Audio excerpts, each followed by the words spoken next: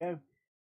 How is everybody doing? Welcome to another episode 2 of Critical Hit. You have myself, from Retroactive, and we have. Hellfire, how's it going, everybody? So far right now, I see that we have John Cambanis in the group outside. So welcome, John Cambanis. Good shout outs from here to you. Uh, Glad to have you here. Thank you for the host. Tabitha Sabbatha is here. Woo, hello, Tabitha. So how is everybody doing? Welcome to, as I said, the second episode of Critical Hit. Uh, Hellfire, how are you doing? Oh, I am doing great, going on about 20 hours without sleep. But 20 hours. yeah, And not to mention, I saw you a few hours ago when you came over to my place. He actually helped me change a tire, everybody. So it wasn't that long that I saw him a few minutes ago. No yeah, problem. We finally have an episode 2. Yes, Tabitha, we have an episode 2. And we got a really huge, long, packed episode 2. If you agree with me, yeah, Hellfire. absolutely. Definitely, it is going to be almost, if not more than double of the first episode. Exactly. At least double, at least close to double, if anything. Uh, while we're talking about the show and stuff like that, and this being our second episode, I do want to take this moment to do a sort of commercial slash shout outs. And I'm sure you'll go agree with me. If any of you out there are streamers, make sure you check out the number one Discord stream team, the Stream Demons. So everybody who's a Stream Demons, throw your horns up. Mine are right here. There's Hellfire's right there. So yep, throw your horns up. Let me see if I've got the alerts added there. And we do right there. I have to throw an invite link in there. So very soon there will be an invite link in there. I'll make sure I put that in there for you guys. But yeah, welcome to the episode. So Hellfire, I have a little bit of a joke I heard that I thought I'd run by you and everybody else. Okay, well, I like jokes, so go with it. Okay, so pretty much. Oh, there go. Oh, before we go, if you look in the chat, there's a Discord link. Thanks to Hellfire dropping that Stream Demons Hellfire, Stream Demons Discord invite in there. So if you're not a member of Discord, make sure you join it up right there. We are a great, happy group of no no non-drama, happy, positive group of people. Everybody's a friend, so definitely check them out. But anyway, back to the joke. So heads up, everybody, this is going to be slightly political, everybody, but bear with me. So Hellfire, there's two politicians, a Democrat and a Republican, and they're trying to have sex. So they end up spending all their time arguing over who's on top.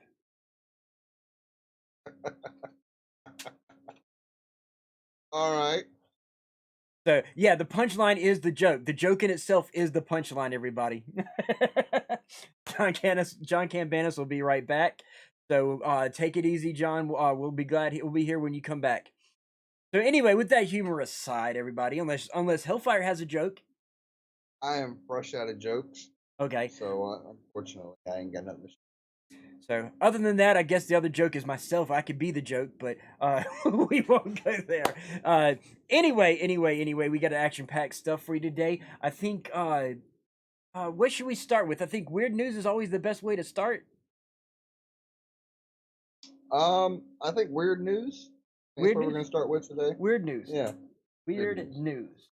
Right there, ladies and gentlemen. Weird news. Weird news. Weird news. Uh, so anyway, so when you guys go affiliate, are we tipping you crits instead of bits? Hellfire, I actually like that. They're tipping us crits. I like that. Yeah, tipping it. Yeah. There You you know what, go. Tabitha? We are going to use that gimme moment here before we start on the weird news, ladies and gentlemen. We're going to actually write Tabitha's idea down and make sure I write Tabitha down for being the one who created it.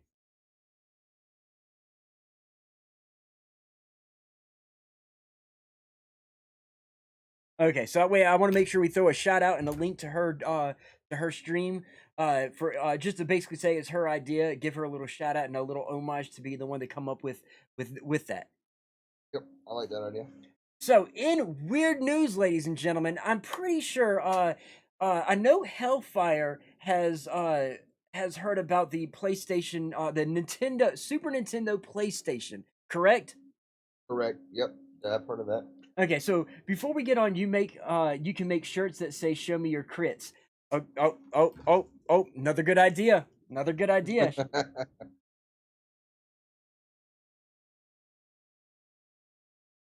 Thank you for that, Tabitha. I'm going to keep my notebook handy. Uh, so anyway, what do you know about the Super Nintendo PlayStation Hellfire? I know it was an attempt to make a dual console between Sony and Nintendo, but it kind of failed and never really took off and went anywhere. Okay, yeah, and you're correct. I gotta fix that close-up shot. So anyway, yeah. So with that said, we are going to switch to a view right there. There we go. Let's go ahead and set that into close-up mode right there. But ladies and gentlemen, with weird news, with the Super Nintendo PlayStation, Nintendo is well known for having a lot of devices that have failed and gone through famously. So unlike big companies dominating the gaming market, Nintendo came from humble beginnings of being a card game maker as well as toy makers. So before there was video game consoles, there were card games and toys. Um, the company has always tried new, interesting techniques and stuff like that. Sometimes they fail, sometimes they do really, really good. But there was one that I discovered that failed. But did you know before the internet, they actually had a satellite gaming service way before PlayStation Plus, way before Game Pass and Microsoft the Microsoft game service. They actually had a satellite service. Did you know that, Hellfire? I did know that Nintendo has had a bad habit of coming up with really good ideas. They're just way ahead of their time. Exactly, exactly. Way ahead of the times. Ladies and gentlemen, this is from 1995, way before the internet. Well, no, it was a year after the internet. Year after the internet, but before gaming services and stuff like that, DLCs, Nintendo was ahead of everybody and already creating the idea. I'm sitting here looking at Hellfire instead of you guys, but they already came up with the idea of doing this. But let's go ahead and show you a little bit of what they've created and what is the Satella View. The Nintendo Satella View. 勇者よ、間もなくこの世界は消えてしまう。この剣を持ってゆくがよい。急ぐのだ。魔王の手下が君を狙って敵と戦って力がつきそう。迷宮を探せ。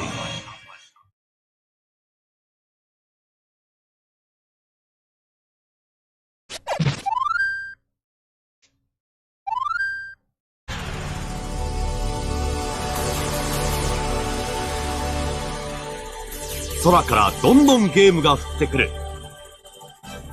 衛星から次々と送られてくるゲームソフトの放送プログラムを家庭で楽しむ。スーパーファミコン専用衛星放送アダプターサテラビュー。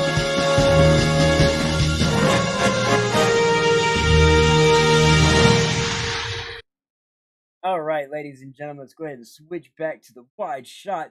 There we go. That right there is the Super Nintendo Satella View. Pretty much what it is for those who don't know, with the has Apple had any failed devices? Yes. Audio on a bit on the high side. I'm having to turn up to hear y'all when you get video and transition sounds. Got you. So is our mic audio working okay? And thanks for being here, Evil Lemonade. Thank you for being here. We appreciate you.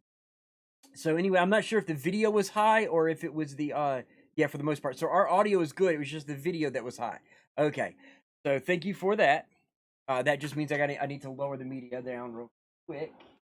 Bear with me for a second.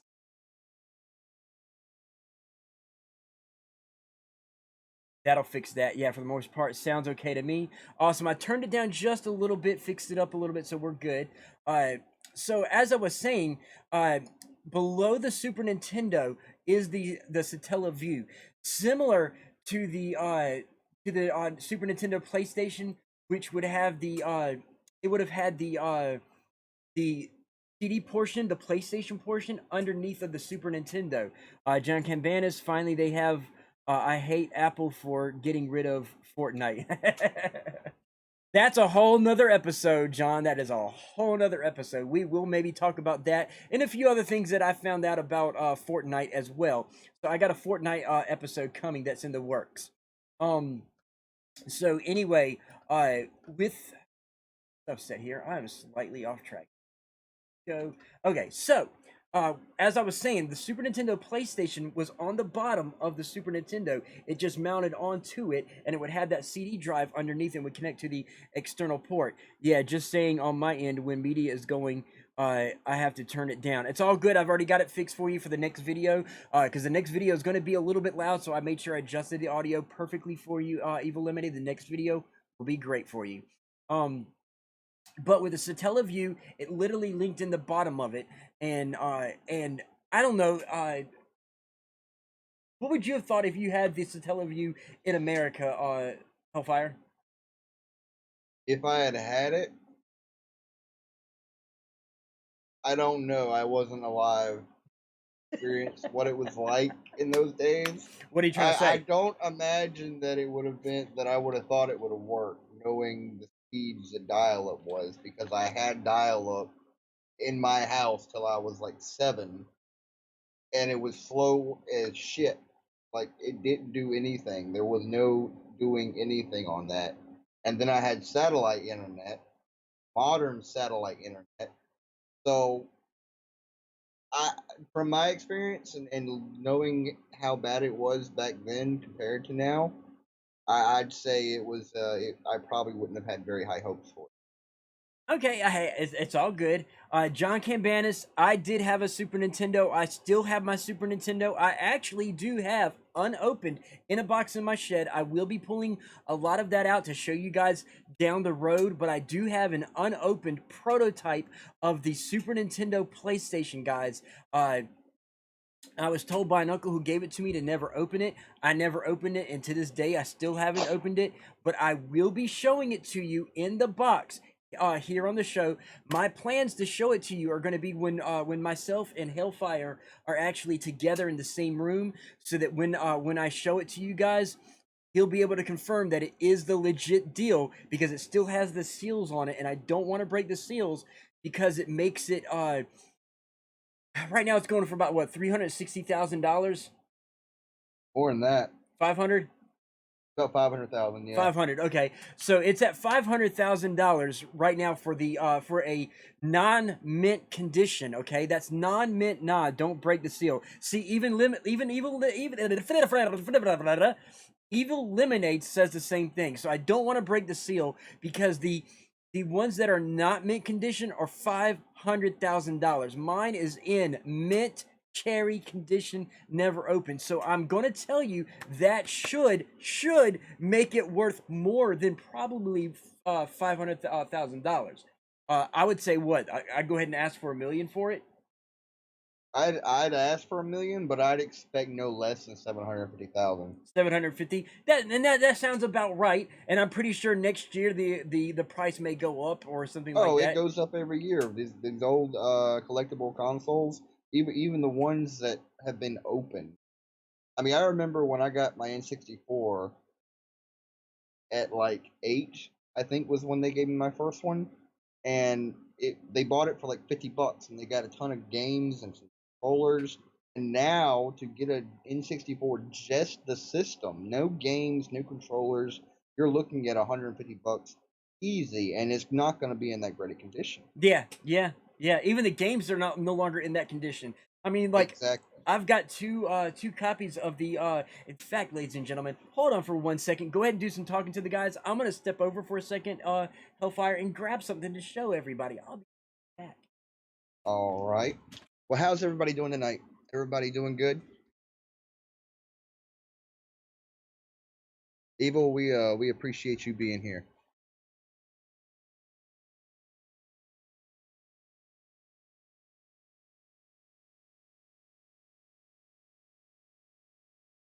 I know I'm excited for what we got to talk about in tech tonight, so Picture needs to hurry up and get back so we can get to the juicy shit. Tabitha said, okay, you're doing good. That's good.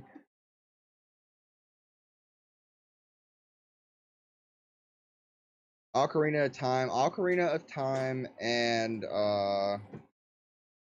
the Super Mario 64 were the first games I played when I first started gaming. So yes, those are classics for sure. Okay, I am back. Y'all ready for this? Does this in any way, guys, look familiar? Let me give you a little bit of a clue there.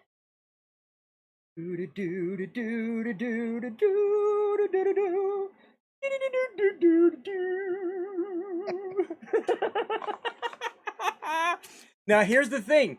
This one is the one that I used to play all the time. Okay, so on the back it has a few little slide scratches on there, but it's in such the top is is good condition. The back isn't. That's the reason I'm not showing y'all the back right now. The back has some scratches from where I used to slide it into the Nintendo.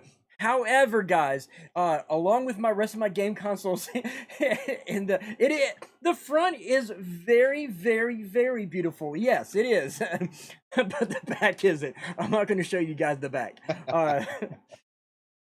But I do have another copy. But still, the top is yes, yeah. That's why I always show people. I never show people the back. I only show people the front. I do have an unopened one, still in cellophane, guys. In the back, I have quite a few games from Nintendo, Atari. I have a bunch of games that are still in their boxes. There are a bunch of games that either I had duplicates of, or games that I didn't want to play that I never opened because I didn't give a crap about them. So I have a lot of games that have never been opened.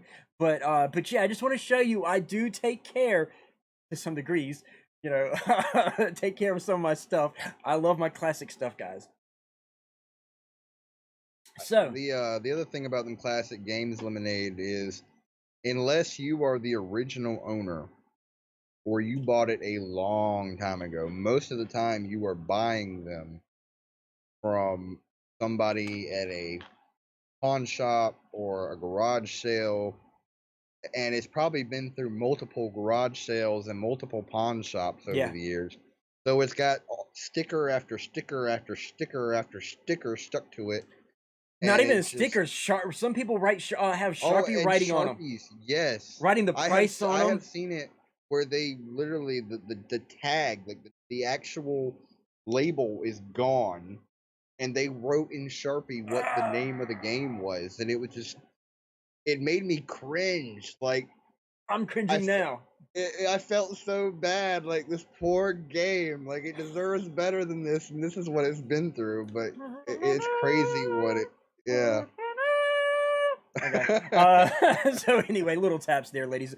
Moment of silence. Okay. So anyway, yeah. No, like for me, see, I hate when people use Sharpie. Right. I'd give my left testy for that unopened copy. Well, here's the deal, Evil Eliminate. Once I get a chance to actually unpack my stuff in the shed, which there are plans for myself and Hellfire, we've got plans to be able to get into the studio together. And once we get into the studio together, I have a few plans, and I'm gonna be digging out a lot of those the different game consoles and my different games and stuff like that. And I do plan to have contests here on Critical Hit, where people can win some of those unopened games. Okay, so there may be a strong chance that you can get that. You might be able to win that unopened Legend of Zelda game. So yeah, it's just think about Just that. hold It's on to your testes. yeah, hold on to your testes. Yeah, exactly. Uh, wouldn't want you get rid of your left testicle for one when you could probably win one for us without losing your testicles. Great Chasm. So yeah, we do have plans for getting in the studio together. I will show y'all some of the different cool things that I had. Hellfire's seen some of the cool things that I have. Some of the things I'll never part with, guys. There are some things I will never part with. Just know that. But there are some things that I will get rid of. And I'm pretty sure Hellfire probably somewhere down the road have a few things that you probably want to part with. I already have a few things that I could easily part with because I have multiple things that I just, yeah. Now, can I say real quick that vest, you're looking like a kind of popular, cool looking version of Han Solo right now, and that's just kind of making me a little hot right now. Wow. So I guess with all this hair that makes me chewy. Yeah, you're chewy. Okay. So anyway, I complete. Oh yeah, I was going to talk about the Legend of Zelda thing. Believe it or not, I used to work for a video rental store here in mine in Hellfire's town called Adventureland Videos. It's a VHS rental place. We used to rent Nintendo game systems out, and we used to rent Nintendo games out. And oh my God, my aunt who owned the video rental store, the very first game we got, she actually was writing on it in Adventureland Video in Sharpie. I wanted to scream, and I was a kid back then. Okay, I was like maybe 16 years old. I'm like, no, I had to teach her all the other games and how to take care of them and what to do. I was thinking maybe a vampire biker. That too. That would work too. Wow, how far? So cool. See, Tabitha thinks it's cool. So anyway. I think it's now it's time to go ahead and move on to the next segment. We're moving on to tech news. This is hands down the segment I am most excited to talk about. Let me get over to the notes, ladies and gentlemen. See, if we were here together, we would have a teleprompter, and I'll have the teleprompter set up for our notes and stuff. So right now, I'm working off of a notepad on another monitor. So bear with me as I look away a few times. Okay, so with the tech news, we have Razer. News from Razer, ladies and gentlemen. News from Razer. So Razer's flagships, mouse, keyboard, and headsets have just got a super speed wireless upgrade, basically, guys. Razer is pretty much trying to get closer to the future by updating their flagship gaming peripherals with a signature hyperspeed wireless technology, and the hyperspeed is the actual term that they call it.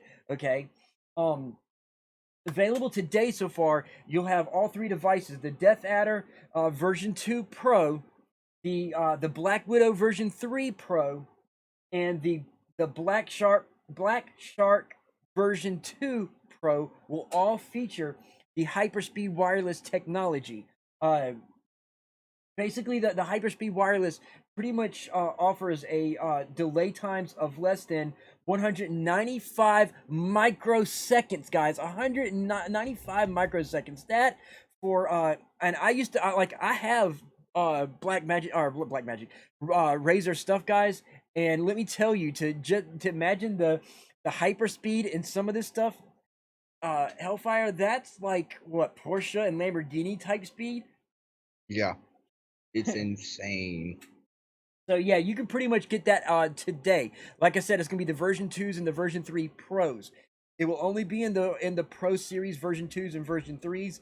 Definitely look into it if you're looking to do some upgrades to your peripherals as far as keyboard, mouse, and headphones. Definitely look into it. It's something to look forward to. That brings us to RTX launch dates. Hellfire. Woo. Okay, so this is hands down. I am so freaking excited about this. Okay, so correct me if I'm wrong, the 3080 will be the first one launch, correct? That one's already out. That one is already out. Okay, 3080 is already out. It launched the 17th, so just a few days ago, about a week ago. It's priced at $699. Yeah. Which is still less than the 2080 Ti from the last generation. Yep. And as far as the power that it has, it dwarfs the 2080 Ti. Dwarfs it. Okay, guys, let me tell. Okay, I'm gonna cut you for a second. Okay, I know Evil Lemonade knows this. I know Hellfire knows it. I know Tabitha knows it. I do have a 3080. Okay, I got it early. It was an apology kind of thing, a long story, but I do have one of the test ones that they sent out to me. And let me tell you, even I'm only on an i5, guys. I'm on a first gen i5 with 16 gigs of RAM. And let me tell you, let's see what I would do for a 3080 NGL. So, real quick, Supply Jeff, what's this Epic 2 legendary streamers? Right, the critical hit, Hellfire and Retro. Oh my God, that's like the meeting of the minds. The end of the world is coming, everybody. But John Cambanis, the 3080, the NVIDIA RTX 3080 is a video card from NVIDIA. It is the beast of all beasts. And just to go with Supply Jeff have coming in, it is the releasing of the Kraken of video cards to this day right now. Okay, yeah. This is the Clash of the Titans video card. Let me guess, Evil Lemonade give up a testicle. Yeah, Evil Lemonade's going to give up one testicle for the Legend of Zelda. He's going to give up the other testicle for a 3080 NGL. Okay, well, hold on to that testicle because there's something else even bigger right around the corner. Yeah, we're gonna get to that. So hold your horses, hold your testicles, Evil Lemonade, because we got some more coming up here. But before we get back to Hellfire, let me tell you, I played Fallout. Okay, guys, Fallout 76, Fallout 4, on this video card, and oh my God, it is phenomenal. Now, with my i5, the gameplay is a little kind of funky because it's an i5, guys. But the graphics, despite the gameplay, is just pure sex. It is tech sex, guys. That's all I'm going to say. Continue on, Hellfire. Okay. So today is the 22nd. In 2 days, September 24th, the 3090 is going to launch with a price point of $1,499. And when you're talking about when the 3080 is dwarfing the previous generation, this thing, I don't even know what to compare this to because the amount of power that this card has would put NASA to shame. Can you imagine what NASA could do if they had nothing but those 3090s? We'd make it to Pluto in like a week. Here we go. The Viking of Stream Holla is here, guys. Welcome, welcome, welcome. Oh shit, here it is. Yes, here it is. Episode 2. But speaking of 2, as Hellfire said, since he came in late, 2 days, guys. In 2 days, the NVIDIA RTX 3090 releases at a price point of what again, Hellfire? $1,499. So $1,500, guys. You can get yourself the most abominable video card out there. Like 3090, way out of my dream range. It's out of mine too, Evil Lemonade. It's out of mine. I've got a 3080. I'm not going to complain. You know, I'm planning on maybe getting another video card because I want to build an i7 or an i9, and I plan to get maybe a 3060 to put in my i5 and put my 3080. We're getting to that in a minute. Okay, so anyway, yeah, I'm out, Elmo. I'm going to sell a kidney.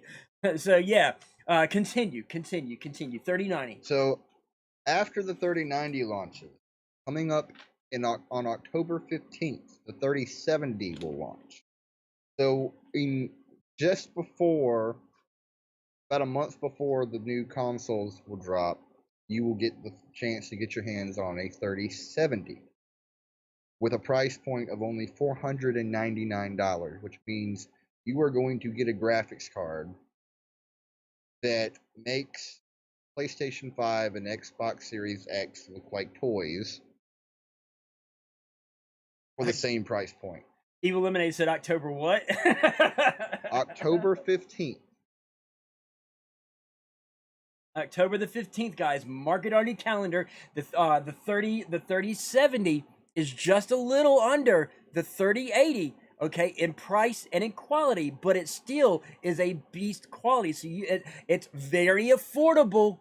Very, very affordable, guys. Well, I was looking over the specs and the housing. It looks to me like they cut, because the 3080 is a beautiful. It is gorgeous. Yes, yes.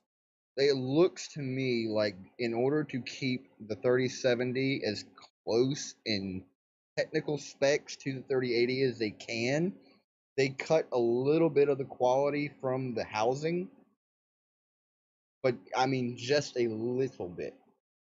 It's very, very similar to the 3080, and it's only losing a minute amount of power. And for me personally, I'm picking up that is what I'm doing for my personal. Do you have anything to add to that before I move on to the last card? From what I've seen of the 3070, you're right. They've cut back on the cosmetics of the outside of it more so than the tech specs of it. Instead of being 3 fans on there, it's going to have 2 fans. So they've cut back on one of the 3 fans, and that's not bad. 2 fans is still good. My Lanta, the 3070, and I will share a birthday. So I've got something about that for you, Evil Lemonade. But pretty much, here's my stance on it. The video card is going to be inside the PC. Okay, who is going to see the video card? Okay, in my computer, no one's going to see my video card. So if I want to save money, I'm going to go for the 3070. I mean, that's the smart choice to go with, right? Well, here's the thing. It's still beautiful. It's still a very good, sleek looking card. Yeah. It's not. It doesn't have that metal. The metal chroming. Housing. The metal chroming. Yeah, it doesn't look metal. It looks a little bit cheaper, but it is still very well put together. It's still a very pretty card. So even if you have a computer where you want your card seen, it's still going to look good. Okay, real quick, John Cambanis, the 4000 card. Right now, they're not even thinking about a 4000 card. A 4000 card probably won't be for another, 5 to 10 years? Yeah, I'd say you're considering how long it took to go from 1080 to 2080, and then 2080 to 3080 was a really fast turnaround. I'd say you're probably looking at least 7 to 8 years before they go to 3000 series. Yeah. Now, Evil Lemonade. Okay, you said it's going to release on your birthday. Depending on when our next episode around your birthday is in October, we'll make sure we do a special 3070 release episode, and we'll make sure we do a major shout out to your birthday as well on that episode. That way we make that episode a little bit special for you, and who knows, maybe if you've already got that as a birthday gift, we'll have you on the show remotely and let you talk about your 3070 on the show and celebrate your birthday as well. So anyway, last but not least is the 3060, coming in at just $299. It will release on November. Well, they don't have an actual date, but it will release in November of this year. November 2020. Yep, November 2020. There's not a specific date in November, but in November. It will be here sometime in November. I'll guarantee. Judging from the other cards, I'd say sometime in the middle of November. I was just gonna say probably as soon as they release in 2 days when they release the 3090, I'll guarantee you guys they'll release a date for the 3060. And even then, a 3060 from the technical specs is not a far shoot from the 3070, guys. It's still a beast card, better than the 20 series. Okay, so you have the 2080 Ti, which is the top of the line for the previous generation cards. Yeah. And the 3060, which is the bottom of the line, this generation of cards, is more than double the amount of power than the 2080 Ti. How much of an upgrade would a 3060 be from a 2080? Evil Lemonade says. It'd be about you'd more than double the amount of VRAM and power that you had coming from the Yeah, CPU. It would So, more than double it. It'll be a major upgrade. It's not going to be a minute thing. It'll be like going from a probably from a Ford F1 1980s Ford F1 pickup to a Ford Expedition. I'd say it's probably be about the same as going from a 1070 to a 2080. Yeah, Is yeah, probably about yeah, what about the same difference is what it would be. yeah. And especially with the price point and the major difference between the 2080 Ti and the 3060, it's going to be. I mean, that's a major upgrade. A major upgrade Yep. just because of the price alone and the what you're getting spec wise on the 3060. Yep. And if you have a 2080 card, you remember the prices of those cards when they came out. And they were sky high. Part of that was the crypto mining and that whole charade that jacked prices up through the roof. But the price range of the 2080 cards compared to the current generation cards, it's just not even comparable. The 2000 series cards were way overpriced in comparison to the 3000 series. But see that the reason for the prices is because they put a little bit more emphasis in the parts that they were putting into it and overdid it with the look of them and a bunch of other things, and they learned from the 2080 series to be able to do what they did with the 30 series and be able to dramatically give us a lower cost for a higher quality card. Mm-hmm. It says shit. Yep. I only got the 2060, so 3060 would be amazing. Yes. Oh yeah. From a 2060 to a 3060 Lemonade. Oh my god, that's like 3 times a difference. 3 to 4 times. Yeah. Oh yeah. Oh yeah. It's like I was telling Hellfire. This is I'm pretty much going to be going with the for my when I build my i7. I'm going to be putting my 3080 in the i7, and I'm going to be getting my hands on a 3060 to put in my i5, just because I want to have that better video card in the better computer. The i5 is going to be for streaming alone. Yes, I'll wait to get a PC for a bit. Damn, I only got a R9 390 series. Any upgrade suggestions? For the R90, we do have an upgrade that we can talk about. Yep. We saved it just for this purpose, Rods. I'm glad you mentioned that, because that is the next thing on the list to talk about. Segue. The Radeon RX 6000 series graphics cards will be announced on October 28th. We don't know exactly what it will entail, what the price ranges are going to be, what the card specs are. We don't know anything about it other than they are going to announce it on October 28th. So, what would y'all recommend for processor upgrade from Ryzen 5 2600? Hellfire? I'll let you handle this one. I'm not as familiar with the Ryzen card chips as I am the Intel chips. If you're gonna upgrade your Ryzen, go ahead and go to a Ryzen 7. Yeah. Go Ryzen 7. What Ryzen 7? Fuck it, it doesn't matter. Whatever you can afford, Ryzen 7. My laptop is like a 1670 LMO.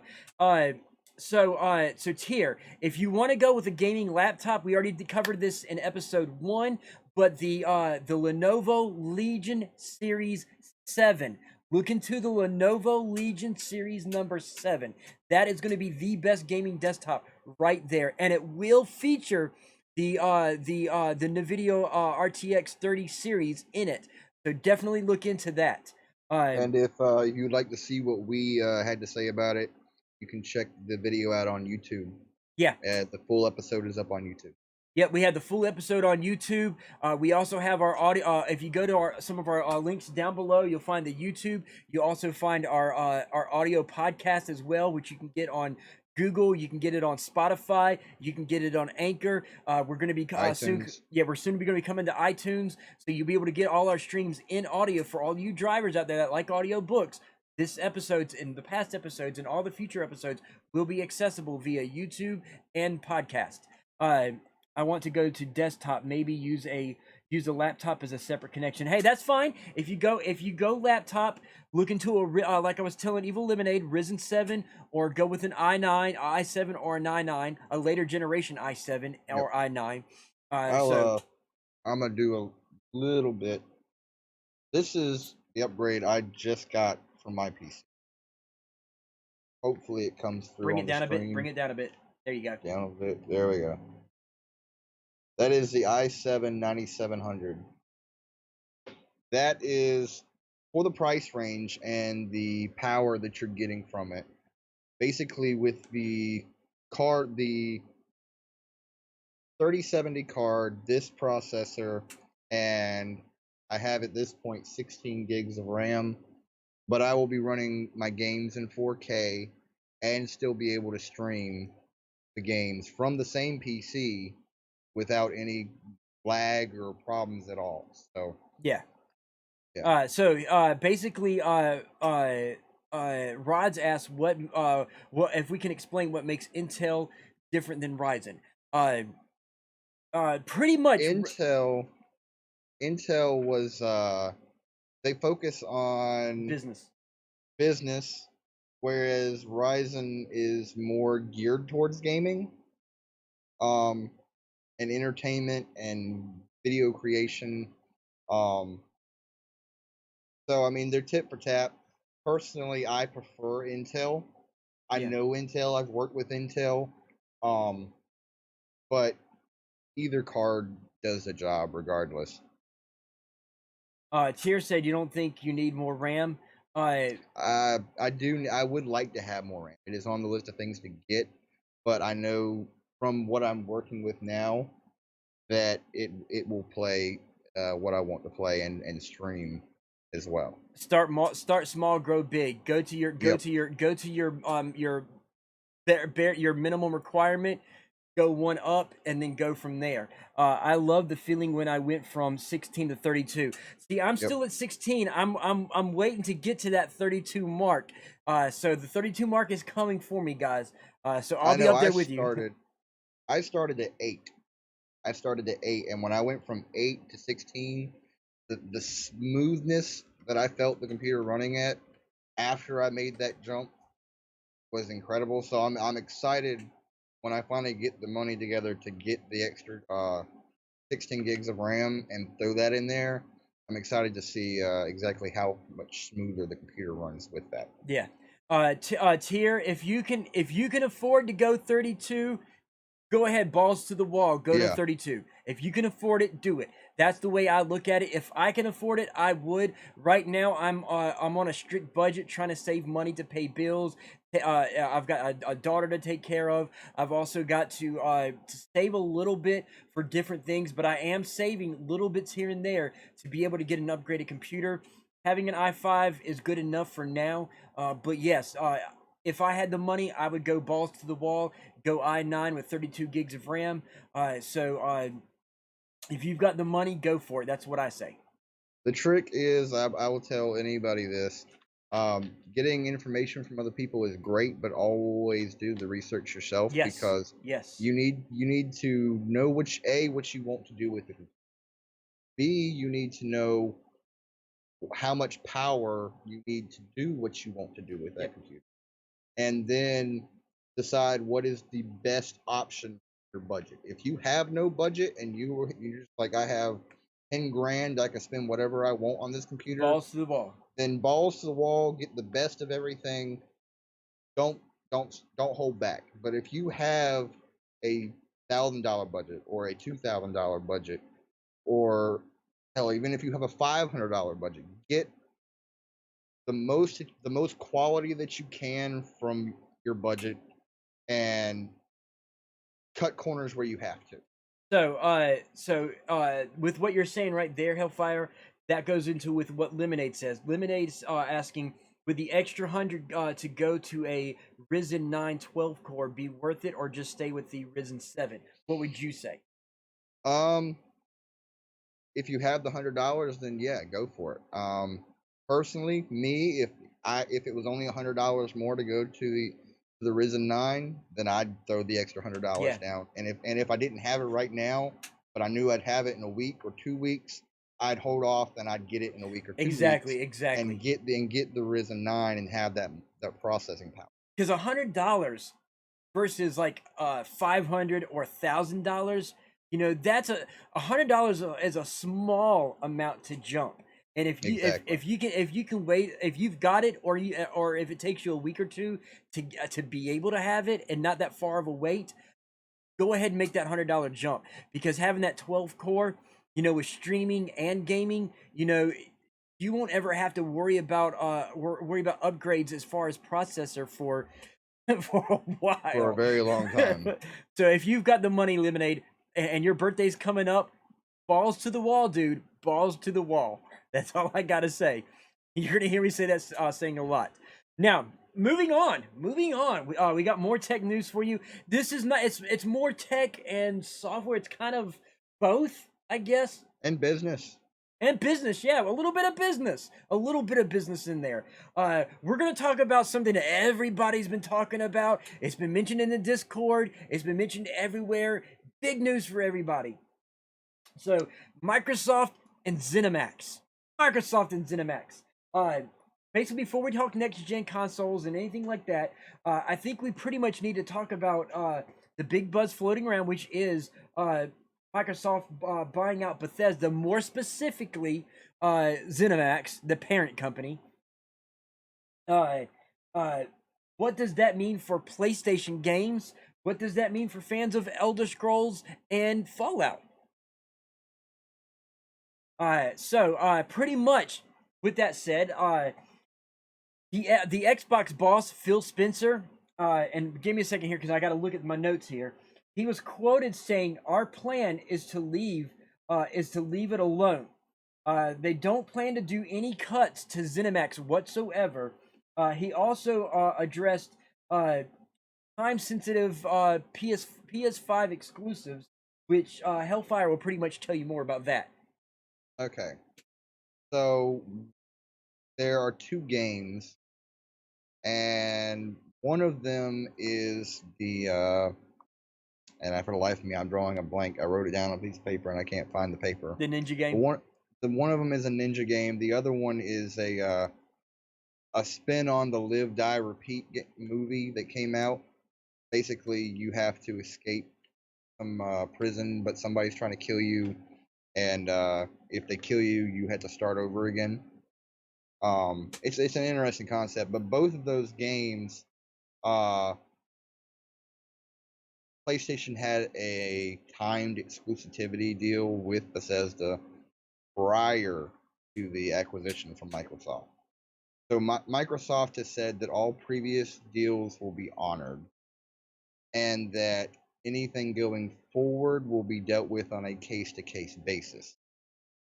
But I think it's important to keep in mind PlayStation 5 and their lineup has been in the works for a while. Yeah. And I think this acquisition has probably been in even longer. I think it's been going on behind the scenes even longer. What do you think about crossplay? Do you think we'll finally get crossplay between consoles? And see, with you talking about them honoring the contracts with the time sensitive games, I think Microsoft wants the crossplay with Sony really bad. We already know they want the crossplay. I think the timed exclusives will swing to Xbox and PC. Yeah. Well, it will eventually become to Xbox and PC, but they will be exclusive for a short time on PlayStation. And with, like I said, with Microsoft honoring the original agreement with those timed exclusives, I have a feeling that Sony will probably work with Microsoft and allow a lot of games to be cross network. I think Yep. that's it's gonna work hand in hand, and which is a smart move on Microsoft for honoring the agreement of the time exclusives. Yep. And I think we're looking at the Sony saying that they're not looking at having any exclusives to their console this next coming generation. That they want all the games that they make to eventually make their way over to other consoles and Yeah. other platforms. And we're already seeing that happen with Horizon Zero Dawn coming to PC. There's a couple other games that are slipping my mind exactly, but there's several other games that were originally PlayStation exclusive that have now moved over to A lot of it, like there's PC. the Spyro games, the The Crash Spyro games. games, Crash games, Now, Detroit Become Human, all now- of those games. I know the rumor mill with PlayStation and Sony is that with the release of the Miles Morales game, supposedly the Spider-Man predecessor to the Miles Morales game is supposed to go to Xbox and PC as well. Yeah, that is the rumor. It is supposed to also, when they release that Miles Morales on PS5, it will come with a updated version Yeah, of the original Spider-Man game. enhanced graphics. So not only are we looking at a rumor that it's Spider-Man, the original Spider-Man game from 2018, I believe it was 2018, Yeah, it was 2018. It was 2018. is going to be possibly moving over to PC and Xbox. But also, we're looking at PlayStation having a updated version of that game. Yeah. What were you gonna say? No, that's what I was gonna say. Tier said I heard a rumor of outcry for Sony to buy Konami since this Bethesda acquisition by Microsoft. Thoughts? So yeah. Sony is in talks, and it's not a rumor. Sony is in talks with buying Konami. Everybody knows that. Here's the problem with that though. Sony wants the rights to Metal Gear Solid. Yes. Konami does not own the rights to Metal Gear Solid. If at any point they sell out, those rights go back to Hiro Kojima. Right. The right. the only reason he doesn't have them right now is because of the deal they worked out. But if they ever sell, those rights go back to him, which means Sony is going to still be stuck without the IP that they really want. They Right. will have Silent Hill though, Right. and that's But if they were to get Konami, then I'm pretty sure he will be willing to sell or give them rights to Metal Gear. I don't think he would give them rights, but I do think he would work with them. Right, that's what I mean. I mean, because he would still get royalties and he would own the definitive rights, but I think he would give them exclusivities and able to update the game and re-release the game. Yeah, I mean, I don't know how much you kept up with all the drama that went on with that, between a little bit. Konami and all that. But there's a whole bunch of drama there and water under the bridge between Hiro and Konami. So if Sony bought them, it's possible that he would go to them and say, "Look, I will let you make the game, but I'm going to be in charge of the creative aspect of it." Yeah. And that, but still, like Tier was saying, he would love for Kojima to get that back. I'm pro Kojima. Mm-hmm. So yeah, he would probably return for it if Konami got sold. Yes, he would definitely return for it if it got sold, because he would have the rights. It would probably give him the juice and energy to be like, hey, let's do some more Metal Gear, Yep. So I have a feeling that that's what Sony wants. Is Sony is buying it for that purpose. Is for him to be fueled and to work back with them again to create another great release the updated versions of the old games, but also create something new with the new next gen consoles. So So Another yeah, thing to keep in mind, Sony had an exclusive game demo. Tabitha knows what we're talking about because she played it yep, recently. yep. So Tabitha, if you're listening, we're pointing it to you. I've got it on PC now, by the way.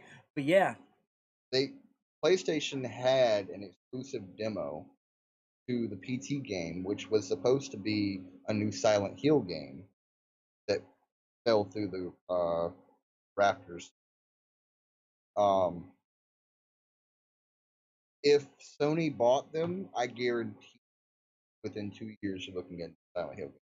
and they'll probably re-release that game, enhanced and complete. Yep, guarantee it. And if they do that, Tabitha will have more games for jump scares, ladies and gentlemen. So yeah, I need to add the shout out commands in there soon because I don't have those added. Tabitha, wait, what? Go ahead and re-say what you were saying for Tabitha. You should be listening, So- Tabitha. If Sony buys Konami, they will have the rights to Silent Hill, which means that PT will finally get finished, most likely. If not that game specifically, the Something same new- game, a something new similar, yeah. game in the same franchise. Yeah, dude, I'd buy it just to bring Kojima back in. I love him so much. Yeah, he was really good. Pretty sure I won't pass that game without a heart attack. I was listening. I know you were, Tabitha. I'm just messing with you. And yes, I'm pretty sure if they were to make an updated, newer version of what PT was, I'm pretty sure they're gonna go full out on there, expecting a heart attack mode. I think that will probably be their goal. I think Guarantee it. I'll guarantee you they're gonna have the let's give Tabitha a heart attack edition. So be expecting it. The Tabitha Heart Attack edition coming soon. If they don't make it, I'll make a special box just for her to put the game in and pretend it was designed for her. So, ladies and gentlemen, that was tech news. I think we need to backtrack just a little bit. To what? Phil Spencer. Phil Spencer had some things to say. Oh! Let me pop the tech news right back up there, ladies and gentlemen. Yeah. Did you want to go ahead and talk about it, or do you want me? I can talk about it. Go right ahead. Floor is yours. So I'm going to quote Phil Spencer, and yeah, I'm just going to quote what he said. ZeniMax has an amazing track record of building great games. Our goal is to make ZeniMax the best ZeniMax it can be. Spencer then went on to add, working individually with their studio on the great platform technology that we have and getting their creators' feedback into the things we need to go and build. That's just critical. Flywheel for us. So what I think we're going to see is they see Bethesda and they see Starfield and they see ESO6 on the horizon and all the things that are coming with that. And I guarantee you, them being insiders in the industry, have seen way more of that stuff than we have. And I think they see that this is the future of gaming. And they know they need somebody with that kind of vision for games to help lead the tech end of the games in a direction that it needs to go. I think that's what we're looking at. Future gaming. Yep. And my light just went. Great white buffalo. Hot tub time machine. So, a little bit of applause there. Ladies and gentlemen, that was tech news. Now that we got tech news, what is next? Next here we have game news.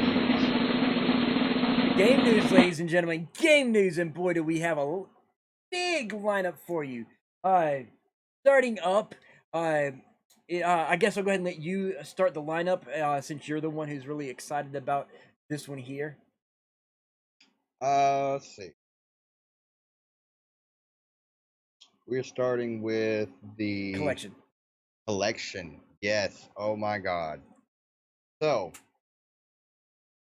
if you have never owned a PlayStation, or you had a PlayStation, missed some of the great titles that were on the PS4, for whatever reason you never got around to picking them up, or you just have them on disc and you want to move digital, whatever it is, there are going to be 15 games that will be free, yours to own on launch day, that come with the PS5 when you have PlayStation Plus.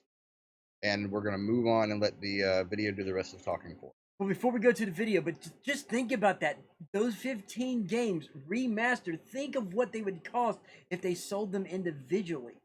Oh, they'd be, I mean, remastered. The remasters are selling for $50 to $60 a piece. Right. Not to mention that PlayStation 5 is talking about bumping the prices up to $70 a game. Okay, so with that, now think about that. That's what the all those 15 games together will be the cost of what, 2 PlayStation 5s?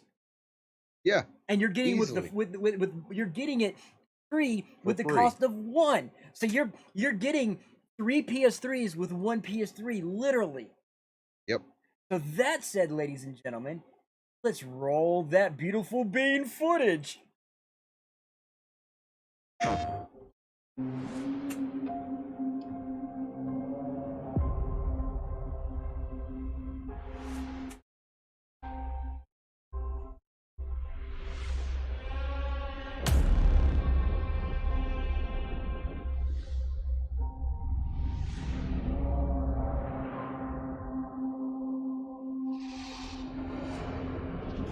Can you kill something that big?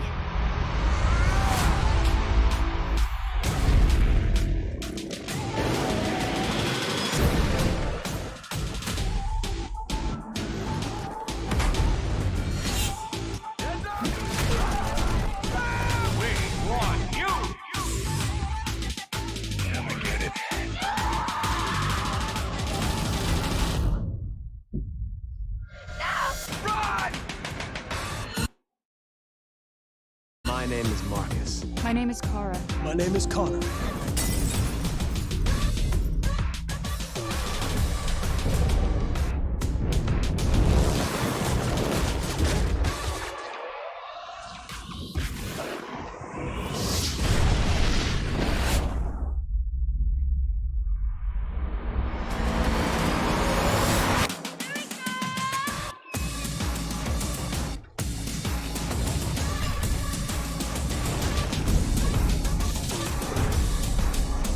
After all we've been through.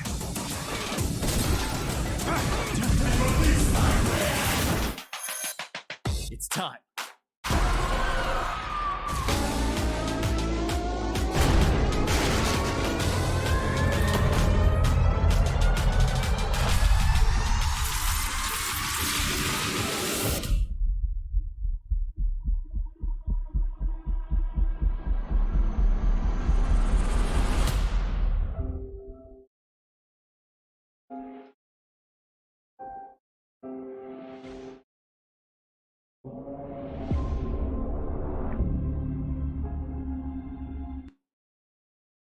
So yes, ladies and gentlemen, those 15 games right there. We're talking some major name games right there. All 15 of those free with the PlayStation 5.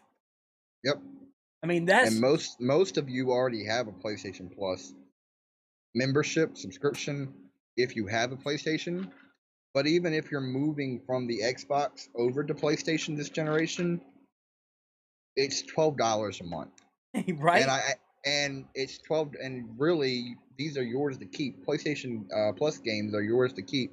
So really it's $12, and you're getting all 15 games, and you have 15 games to play on launch day, regardless of whether you have the cash to pick up anything else. And not to mention all the future games that you're going to get free with PlayStation Plus from having. Exactly. You know, now you could do the 54, I think it was $54 for a year.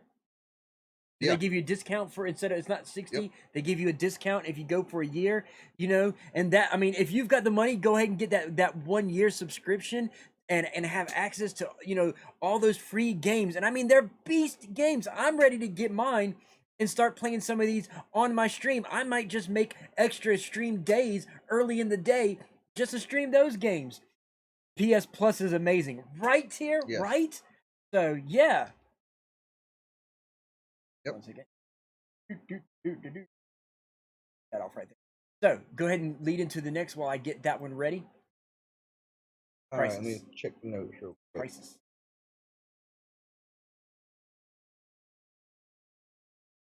Well, you didn't give me notes on what the next game's It's gonna be. Crisis. Crisis. All Crisis. right. Well, Crisis. Actually, I'm interested about Crisis. Do you remember when Crisis first launched? Yes, know you I do. do. Yes, I do. I was I know you do. when Crisis launched. It was if you remember, I worked for GameSlop twice. I worked for them for a short period of time and left. And that first time that I worked for them was around the time that Crisis first released. Yep. So I remember. Okay, this was during the time that that GameStop was still doing midnight releases, true old school midnight releases, and I remember the midnight release that we had here in our town with Crisis. I mean, oh my God, Crisis, for what it was, dude, it was a great game. Yeah, it was. Quick before we move on. Hey K Bear, how you doing? K-Bear. Hey K-Bear, sorry, I wasn't looking at chat. I apologize. Stream Demons. Woo. But I am. Do you remember how intense that game was on the motherboard, or not motherboard, the CPU and GPUs at the time? Oh my God, It was melting that shit. Yeah, a lot of people had their game consoles like destroyed. Game consoles, The PCs. and high-end PCs at the time were struggling to run this game. And you like And we're that talking about a complete remaster, redesign of this game with modern graphics, with ray tracing. Yeah. I am curious to see if we have a repeat with the same game with modern chips and modern processors. Well, see, here's the thing though. I have a feeling. Woo. But the RTX cards, I think they're beast enough. The 3080s, the 30 series, I have a feeling that they're beast enough to be able to run this game finally. I think the 30s, the 3000 series, absolutely. But if you do not have a 30,000 series, you will probably have to turn the graphics way down. Dumb them down like a motherfucker. Way down. I heard 3090 struggles to run the remaster. No, don't do that to us, Tier. No, it doesn't. Just to give you an idea, ladies and gentlemen, of just how graphically beautiful this game, here is the remastered Crisis trailer right here. Let me go ahead and get that shit going for you guys.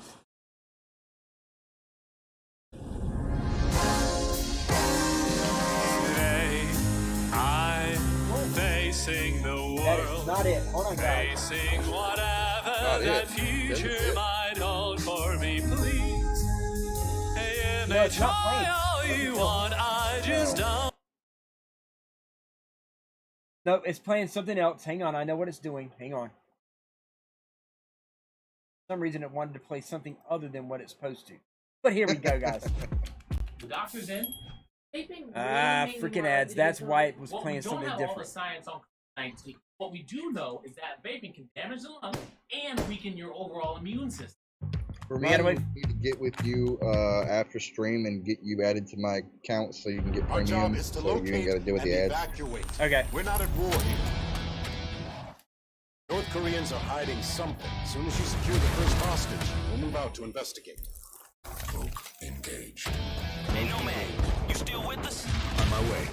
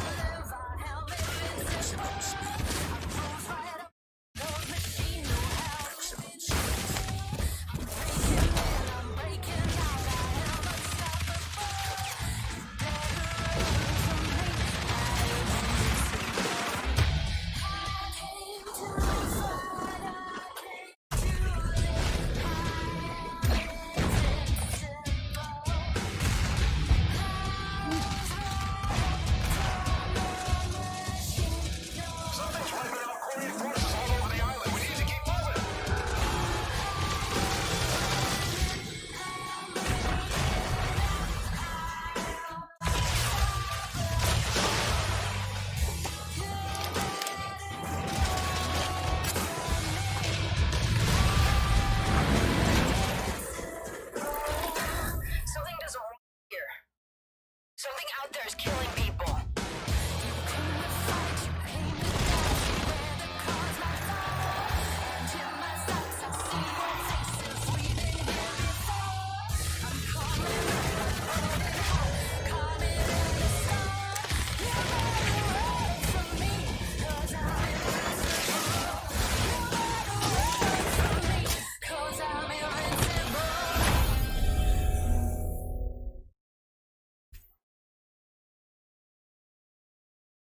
So there we have it, ladies and gentlemen. There it is. Crisis Remastered. And hey, look, it's out right now. Yeah, it is. It is. I am curious. I want to pick this. This is on my list of things to pick. I have Crisis, like the old unremastered edition, on my PC, and I know it runs fine now. I mean, I have a 1070 and a 7th gen i5 and all that in my PC right now, and it runs fine. But we're talking about jumping a game that had a hard time running on software at its time, remastering it, putting it in 4K, 60 frames per second with ray tracing, and all the little googads that we have in 2020. Doodads. It's going to be impressive if anything can run it. Yeah. Like I am very curious to get my hands on a 3000 series card, which is coming, and B, get my hands on this game and see exactly how it runs for myself. NVIDIA, if you're watching, send us a 3080 or a 3090 so that we can test it out here on stream for everybody. We want to open it up. If you're watching, sponsor us. Shameless plug, everybody. Okay. Shameless plug. Yeah, right. So anyway, moving forward, we've already seen what the future is like. Yep. What is the continuation of a post-apocalyptic future? Yeah. The sequel to a post-apocalyptic future, what would that be like? Something out on the horizon. I think it might be a little bit something like Forbidden West. I think it would be a little bit Forbidden West. You think so too? Yeah. I think it'd be something kind of like that.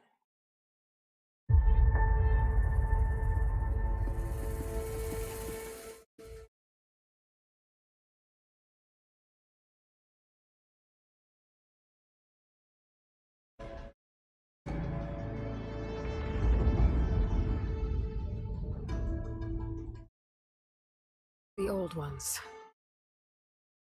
perished 1,000 years ago. Their great cities turned to graves. In their place came new life.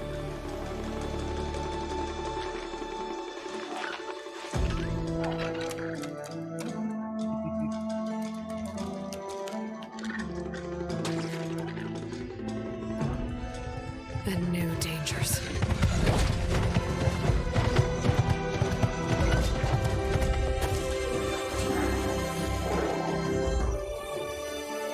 I must find a way to stop it. Or it will get worse and worse.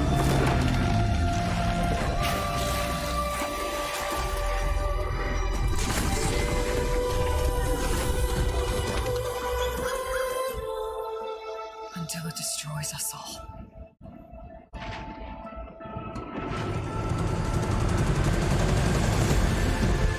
There's nothing I wouldn't do to save this world. No depth I won't explore.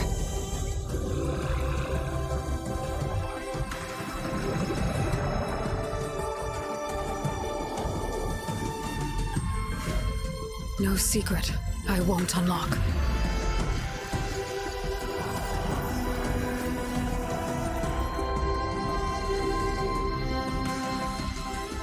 No barrier I won't cross. This mission is mine alone. If I falter, if I fail, There won't be anyone left to stop what's coming.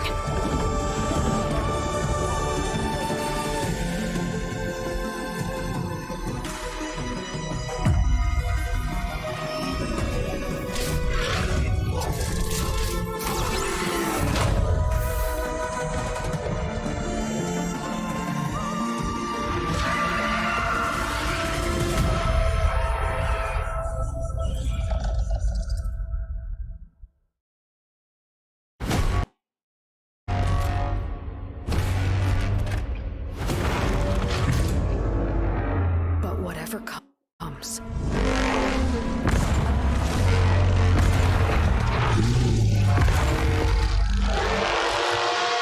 I will be ready. Wow, that was Yeah. phenomenal. I'm retro. You've played the first game, right? Yes, I have. I played that and the Okay. DLC with it. Yes. Okay.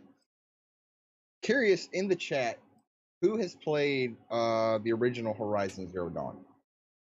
Because I remember I played it the first time, and at the time it blew my mind. It was an RPG, an open world RPG, but it was like I felt like it was breaking ground on something that hadn't been done before.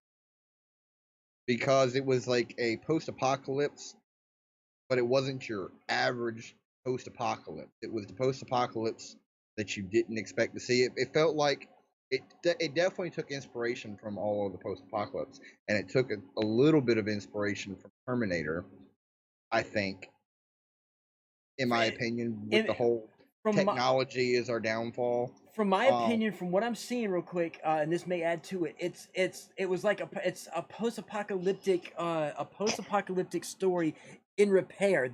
It's like they're progressing from, they've already well past the post-apocalyptic part of it, and they're basically trying to move forward in life with the issues of all the tech going bad on them and some of the other people going bad on them.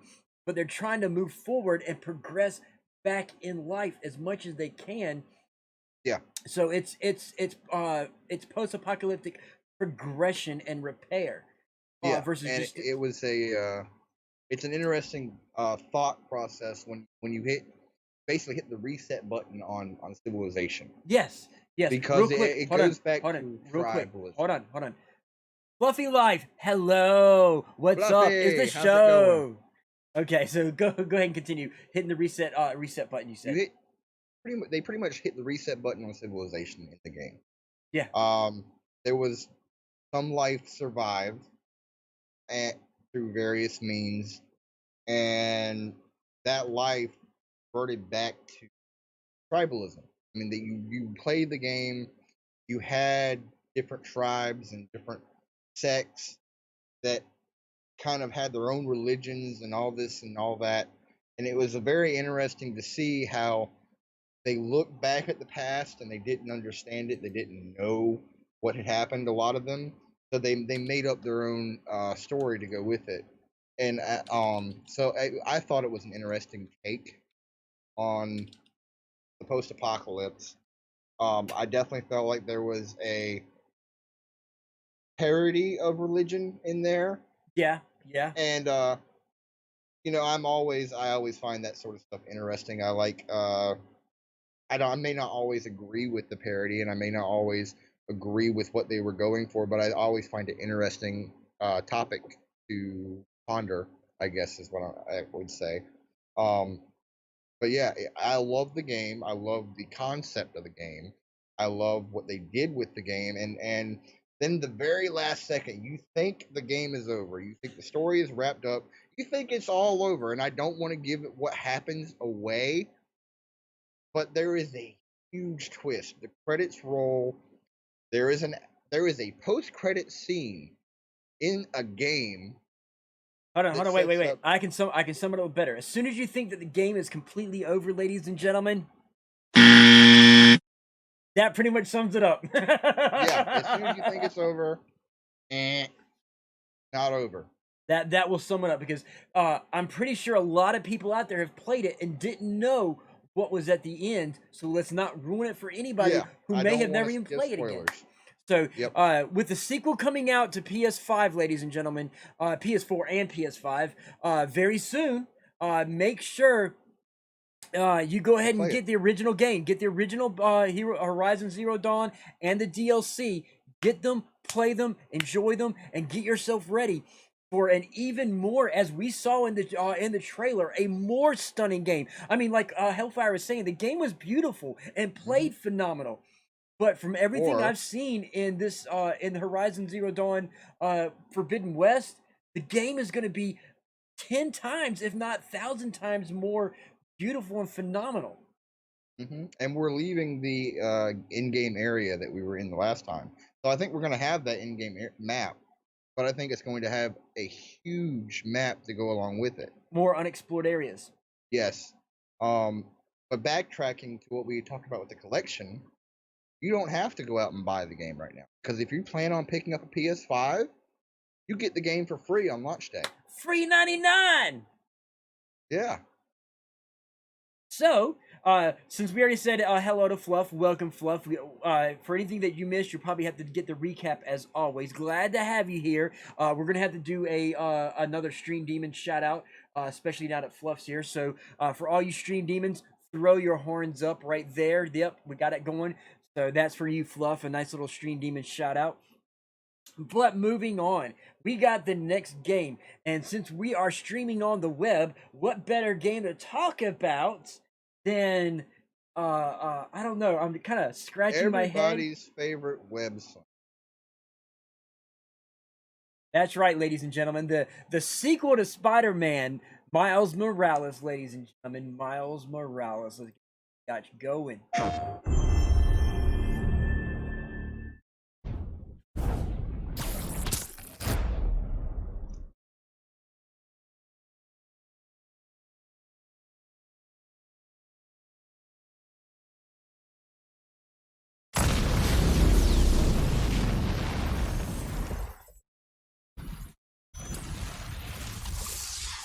A hero's just someone who doesn't give up. Your dad said that. He was right. Now it's your turn. Go be a hero, Miles. Okay, let's do this.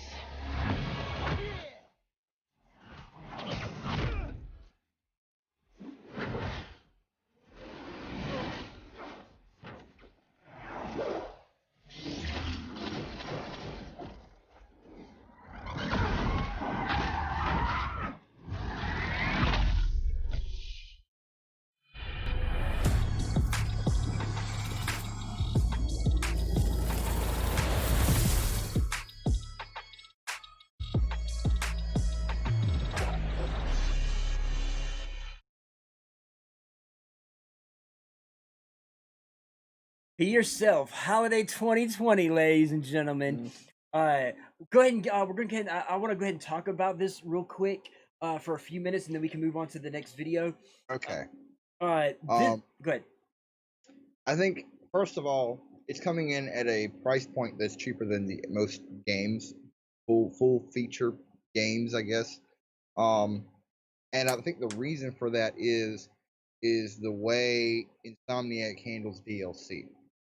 Insomniac in general does not release DLC. Spider-Man was one of the first games that they started releasing DLC for. Yep. And this story is bigger than the DLC.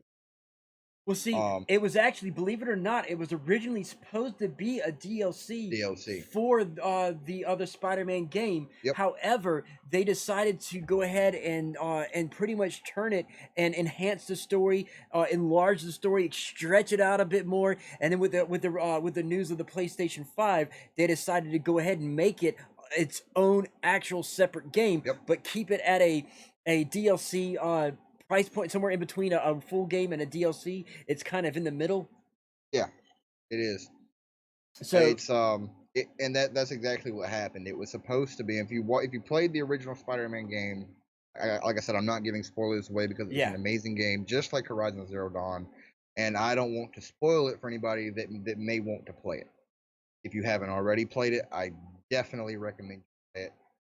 But if you played it, you know that they set up a Miles Morales storyline, and then kind of left it hanging, and nobody knew what was happening with it. But originally it was supposed to be a DLC. They decided to somewhere in the development of the DLC that the story they wanted to tell was bigger than what they wanted to put in the DLC. So it's not going to be as big of a story, I don't think, as the actual Spider-Man game. No. And the reason for that is they intend on releasing an actual full Spider-Man 2 game in the next year or two. So this is more like a in the middle between what happened in one and what happens in the next game story that follows Miles specifically. So you're going to get a little more character development for Miles' character, and I think when 2 comes out, you'll probably end up playing as both Peter Parker and Miles Morales. I was going to say the same thing. In the first game you played, and I'm giving a little bit away, but I don't think it's anything story-wise that is too important, but you played as Mary Jane and Peter Parker. You had a few like tiny scenes where you played as Miles, but it wasn't as Spider-Man. You just played as plain Miles Morales. Now, I have rumor that that in the when they do come out with the Spider-Man 2, they are working on, you know how we got a little taste of Miles and Mary Jane in Spider-Man 1? They're supposed to be working Miguel in like they did with Miles as well. Yep. And that is interesting. Not entirely sure how they're going to do that because Miguel wasn't Spider-Man until 2099. And he wouldn't even be born. Nope, far from it. He would it would have to be some kind of time travel, and see that's what something like that involved. That's what I'm theorizing because there's rumor mill. Remember, like they're talking about the possibility with Sony Movies doing a Spider-Verse movie with Tobey Maguire, with Andrew Garfield, and with Tom Holland and a few other people, and they're going to be doing a live-action Spider-Verse movie. So I'm thinking if they're pulling off the movie, that the game company it wants to touch in on that with the sequel. They're going to give a taste of it to where maybe a third game may be a Spider-Verse game. And I think the important thing to remember is Sony still owns the rights to Spider-Man. Yes. Unlike all the other Marvel characters, Disney does not own them. Yep. Sony has their own Spider-Verse. Yep. They had their own universe that Spider-Man exists in, along with all his villains and characters, all that. Sony owns that. And so the video game is an extension of that universe that they're creating. Yeah. That is why it is so closely tied to the comics. It's so closely tied to what's going on in the Venom movie and what's coming up in the Carnage, and there's another movie coming up, and for the life of me I can't remember the vampire. Mobius, thank you. The Mobius movie. So it's all tied together, loosely tied together, but it's all part of the same. Yep. So I'm really excited for this with this one being at the price point it is to continue to get your juices flowing, more or less to hold you over until the Spider-Man 2 comes out. Yep. So yeah. And I fully, this is just my personal speculation, but I fully expect to see Spider-Man 2, a true sequel to Spider-Man, by 2022 at the latest. Spider Pig does whatever Spider Pig does. No, see that okay, honestly, I know you don't like Peter Porker, but I would honestly love to see maybe not a full game, but some kind of small digital download game of Peter Porker, or even just an animated movie of Peter Porker. I would love to see that. I know there's a lot of people that are like myself that are fans of Peter Porker, but could you imagine A small animated cartoon with a small little digital download. Hellfire, he's a little speechless, guys. He doesn't like Peter Porker, but I really, love it. really I love don't. it. I despise people. Well, no. Well, I mean, think about it. I don't like it. Think about it. They could actually play the song in there. You know, see, even Fluff likes it. Fluff likes it. You know, so people. Here's how I see it. Here's how I would see them do it. So they had in the first game, they had all these different outfits or different skins, Right. and some of them were taken from movies. Some of them were taken from comics. Like he had the Spider-Man Noir outfit. He had the Iron Spider outfit. He had their version of the Spider-Man outfit. He Right. had the Spider-Man outfit that Tony Stark made. Iron Spider. Spider. No, not even Iron Spider. They had the one he had in Civil War. Okay. They had a skin for that one. They had the 2099 Spider-Man, and they were just skins. They were cosmetics that you unlock by playing the game and challenges. I could see doing a Peter Porker as an unlockable challenge skin. Okay, I could live with that. But- I could live with a Peter Porker a skin. I could totally see Peter Porker. She's popping some Peter Porker in there. I could deal with if they gave me a Peter Porker skin, not even a full game. If they just gave me a Peter Porker skin that allowed me to run around sounding like and looking like Peter Porker, okay, I would be happy. Honestly, Yeah. That small little bit is enough to make me happy. And she shot in there, Peter Porker, Peter Porker, Peter Yeah, Porker. I see you, Fluff. I see you. The fluff matters. So, DLC minigame. See, yeah, exactly. It could be a DLC minigame. See, there we go. And it unlocks the skin and you get the DLC, which unlocks the skin. There we go. You don't have to get the DLC, and me and Fluff can. except for the fact that I'm a completionist. I don't have it. It's gonna be, My my OCD will not allow me it's gonna to not have it's gonna be everything. torture for him. If they did it, it'll be pure torture for him. It will Fluffy be. life matters. So pretty much we are going to I will get with Fluff and we're gonna create a Peter Porker Mafia just to make sure we get that DLC, and our Mafia will make sure we torture you to play that game. Well, I'm gonna play it because I love Spider-Man. Spider-Man was the hero that made me fall in love with comics. Spider-Man was that comic and that hero for me personally. And so to this day I still have a very deep-seated love for Spider-Man. Oh, same here. I mean, come on, I'm wearing the hat. So Yeah. I'm a huge Spider-Man fan, okay? But, because I'm a huge Spider-Man fan, I love the Peter Porker series because Peter Porker, what people don't know, started off in Marvel Comics What If series. It was a What If series. Oh, yeah. And, the What If series is part of Marvel Universe.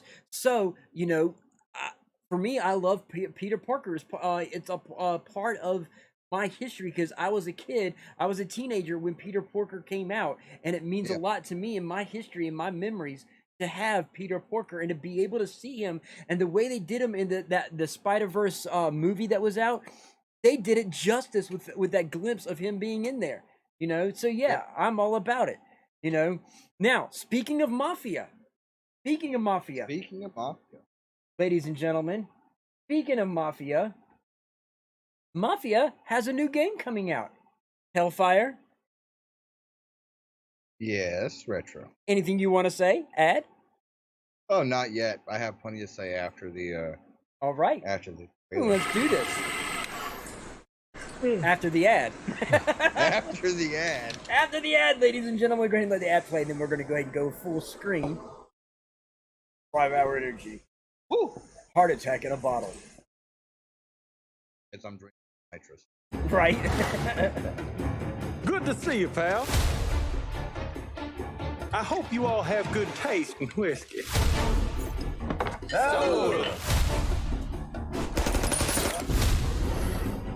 Get down!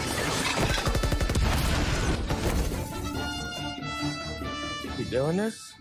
With the rest.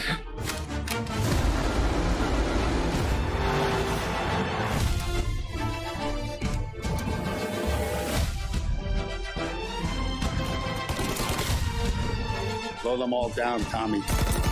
Not one of them goes home tonight.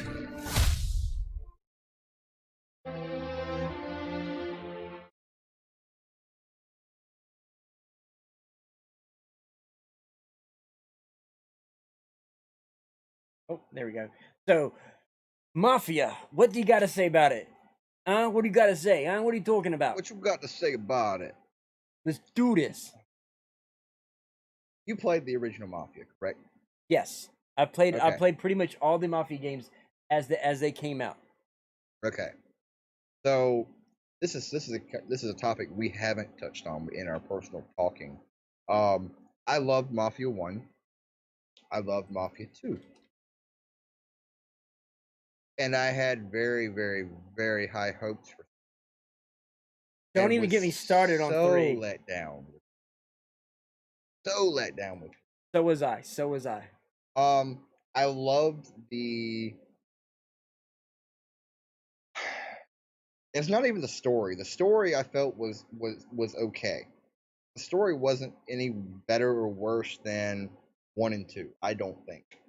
For me, what did 3 in was the lack of character development. Yes. In the story. Yes.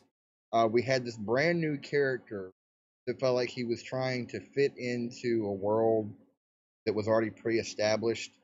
They didn't do a very good job of giving him any substance. He was just black, and that was enough because they were going for this illusion thing, and that's fine. Like, I get it. It was a dawning of a new era, and that whole era was the blacks starting to create gangs, and so the mafia was slowly taking a back seat in the crime world. And so I think that's what they were going for, but they fell short with his personal story. He felt like he was just there to fill a role, and he didn't have any substance or character to him at all. It felt rushed. It felt rushed. The gameplay was horrible.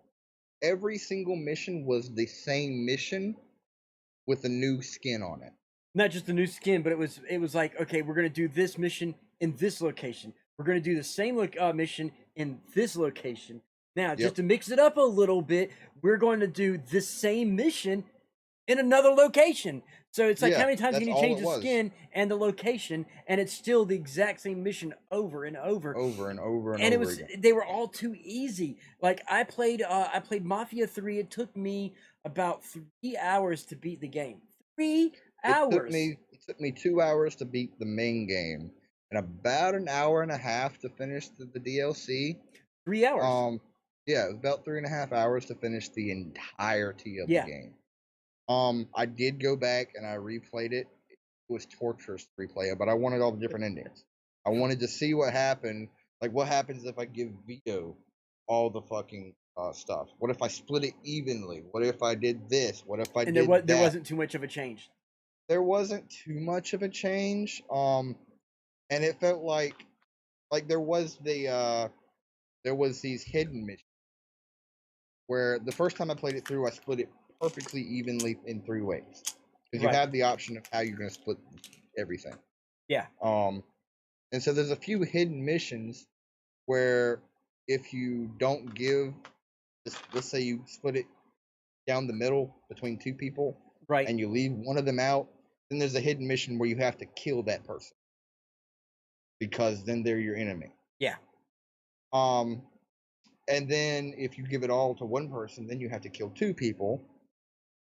And then there was one final mission where at the end of it all, you could either leave it in the hands of the people you gave it to, and everything would go, the story would play out exactly as how it was supposed to, or you could get greedy and take it all back, and then you had to kill all 3 of them.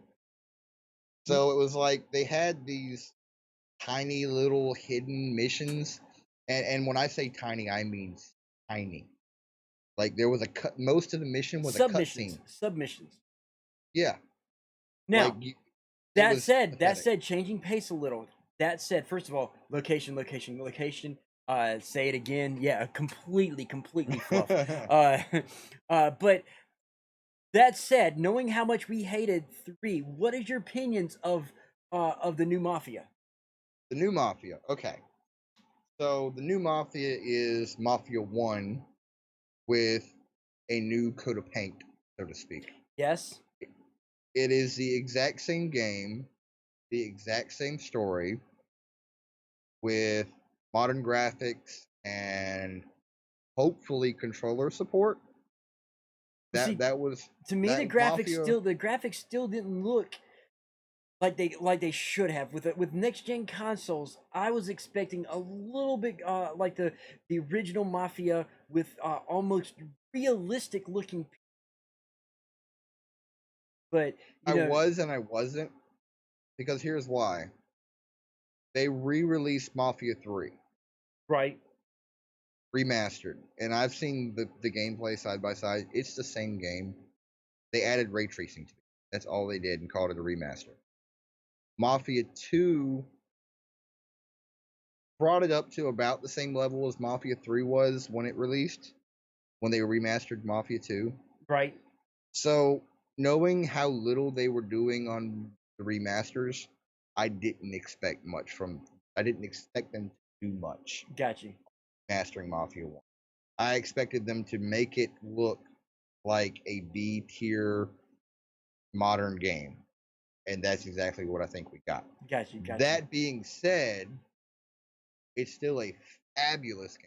Oh no, it is. It It's is. bringing it to a generation of kids that never played those games. Especially with them staying focused with the original core of what everybody knows as being the Mafia, which is old school gangsters, Untouchables. We're talking Scarface Capone, Muggsy Malone, all those generation of gangsters. So it's bringing a lot of that to people. Going to be lurking while I have dinner. No problem, Tabitha. No problem. So yeah, it's bringing that about. Real quick, I am going to throw up that BRB screen because I am going to make an exit real quick, and I will be back. So bear with us, ladies and gentlemen. I am going to throw up that BRB screen.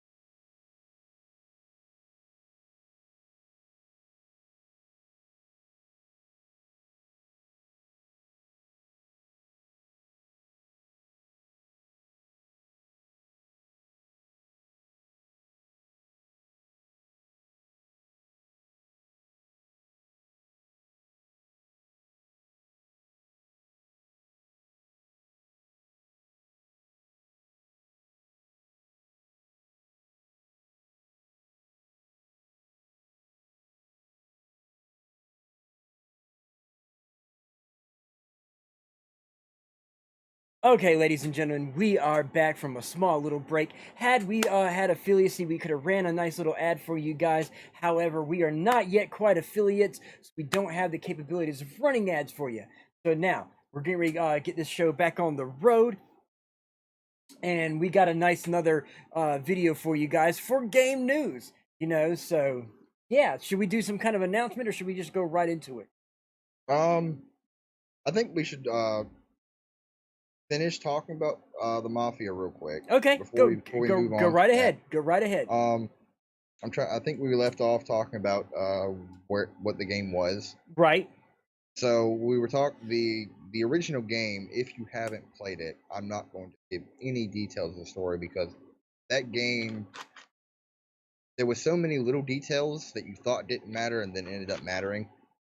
So I don't want to say anything about it and then give something away and you figure out the plot. So I'm just not going to give you any details. If you haven't played it, play it. And now that the remaster is coming out, you don't even have to get a PC to play it like you did the original.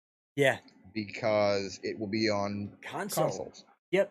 So, but there's that. To add to your statement about every little thing matters, it literally is, ladies and gentlemen, it literally is a lot like it's pretty much the butterfly effect. Every little thing that you do in there has some adverse effect or some kind of effect, no matter what you do in the game. Yep. With that being said, I don't want to give people the idea that it's a RPG or anything like that. Oh no, it's a linear story. What it's set, you play as a character. What happens. But it's a story that you follow, but there's so many details. Yeah.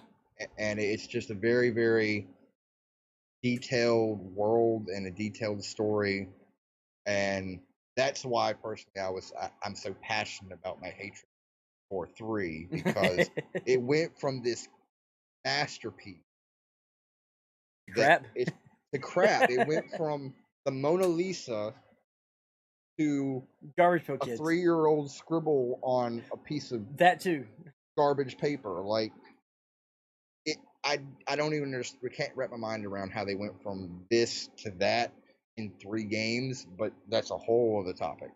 Yeah, exactly. So we can basically move on basically 3 could drain the life out of you, literally suck the blood out of you out of your whole entire being. Yep. Play that game. It is. I would not recommend that game for anybody. Yeah, and speaking of blood sucking, we got something else for you. Go ahead and switch it over there, ladies and gentlemen. Coming soon, many of you have played the first game of this. Many of you have played the second game of this. This is the second game to the second game. What are we talking about? We are talking about Vampire the Masquerade. Guess I have to be the one to tell you.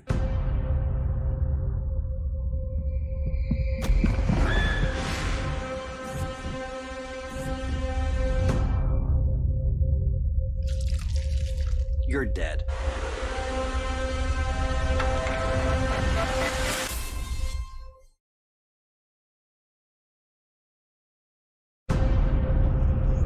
The city. We're all fighting over scraps here. I've seen it raised by fire, shaken by quakes. Whatever you do in my city, I will hear about it. Seattle is firmly under my control. You're obviously new to this whole existence, but truth is, most of you types won't even make it a whole year. So you probably figured out that you need to drink blood. You can't just do whatever you want. Cities are carved up by political factions. Never tell anyone about what you are. See, vampires are extremely territorial. Unwittingly poach in someone's territory and suddenly whip!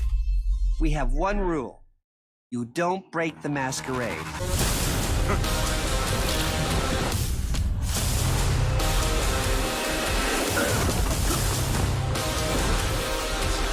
What the hell?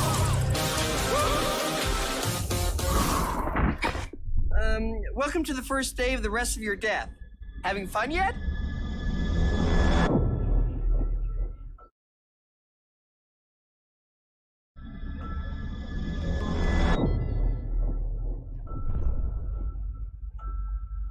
I'm happy to see you accepted my invitation.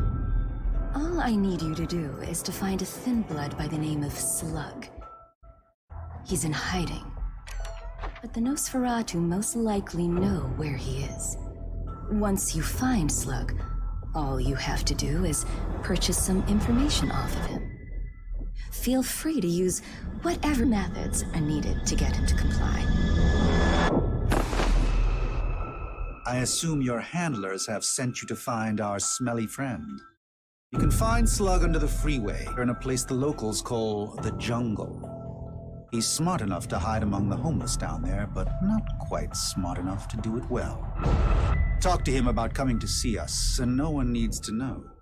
We'll let you keep anything you've been promised from whoever sent you to me, but you'll want to watch yourself. Lots of unsavory animals in the jungle. I don't know you. That's a good start. Slug is a coward, but he survived this long on his own, so he's bound to be a handful.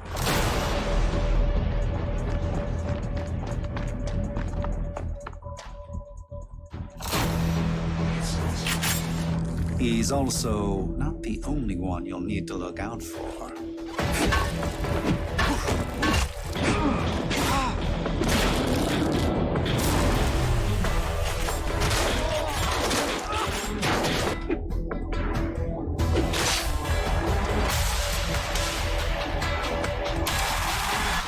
Whatever methods are needed to get him to comply. We'll let you keep anything you've been promised.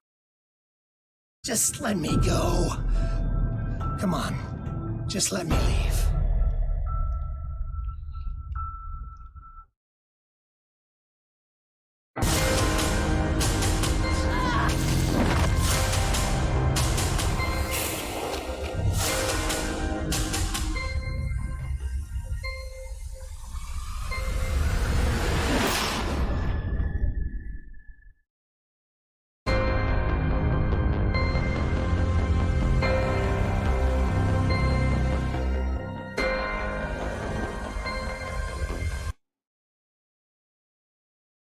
So there we go, ladies and gentlemen. Vampire the Masquerade Bloodlines. Now, Sweet Biscuits is hosting us with one viewer. Thank you, Woo! Sweet Biscuits. Biscuits. Thank you. Throw those horns up for Sweet Biscuits right there and that host. Okay. So now I don't know about you, Hellfire. I actually play Vampire the Masquerade, the actual tabletop RPG game. I even have the Ankh, as you guys see right here. Okay, so I've been playing it since the tabletop games. I've been loving Vampire the Masquerade since the Aaron Spelling TV show back in the 90s, okay? And when Vampire the Masquerade Redemption, the first Activision game came out on PC, oh my god, the graphics were, of course, 90s based graphics, okay? But it was a great game. And then came Vampire the Masquerade Bloodlines with the multiplayer capabilities of having actual character sheets and playing the multiplayer tabletop version game with other people having graphics. Fluff's back. Sorry, I had to step away. All good, Fluff. All good, all good. So what was your opinion? Where did you start? And what led you to Vampire the Masquerade Bloodlines? Okay, so my journey started when I first moved to PC console games. And I was watching YouTube videos on all these classic PC games that everybody said you had to play. Masquerade Bloodlines was on 5 out of like 10 list that I watched. And I was like, okay, so if this game is on 5 out of 10, it's got to be one of the first. So it was one of the very first games that I picked up on PC. Played it, beat it, played it again, beat it again. I played it like 3 or 4 times, choosing different things and going with different factions and choosing different races. And the game, for its time, to be that in depth with character development and character decisions and the tiniest thing that you would not expect to change how you play the game, completely changed how you play the game. Oh yeah. The for the life of me, I can't pronounce it. The Nosferatu. Nosferatu. There we go. The Nosferatu. If you play the game as a Nosferatu, which is an option, by the way. Yes, it is. You will make the game 3,000 times harder on yourself. Because you cannot leave the sewers. Yeah, yeah. You have to, A, stay your ass in the sewers. B, you can't drink blood from people. Nope. You have to catch rats and drink rat blood the entire game. And oh my god, that game was so much harder. Well, see, than it was Nosferatu. It was okay. So the first game, believe it or not, you had to drink rat blood at some points and stuff like that, and it was a really great game. I've got it on Steam, so you'll have to get it through me on Steam if you don't already have it. I don't think I have the first. Okay, I'll share it with you on Steam. But some of the things that I liked about it, one was all the mods that you could get for the game that made it made it a lot better there. But I loved how true to the tabletop RPG game that it stayed.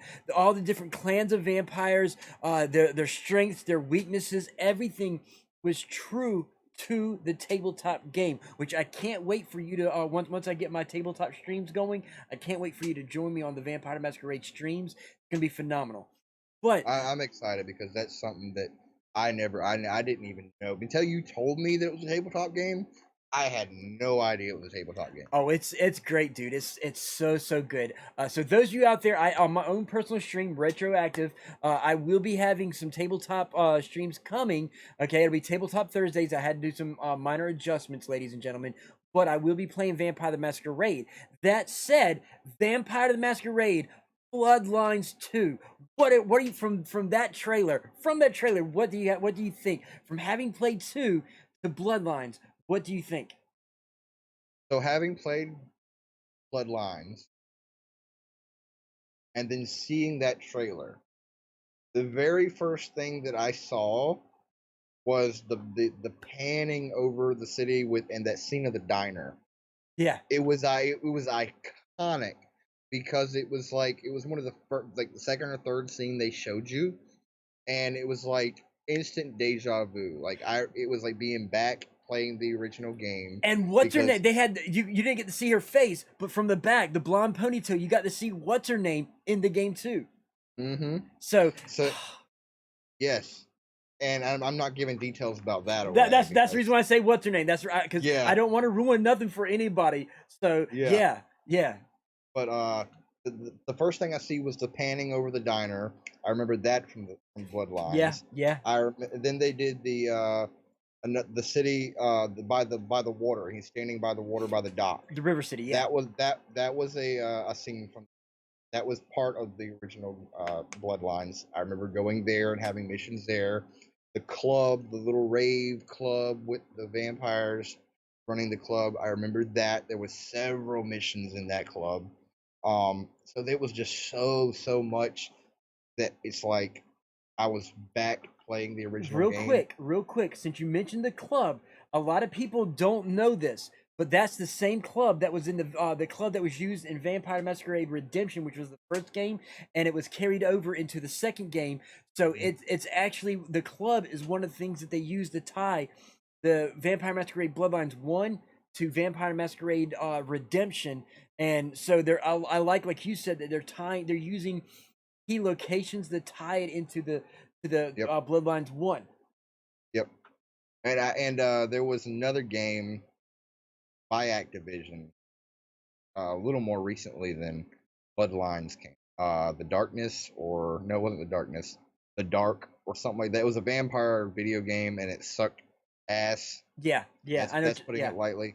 And they put the same club in there trying to tie it to that universe. Yep. It wasn't it.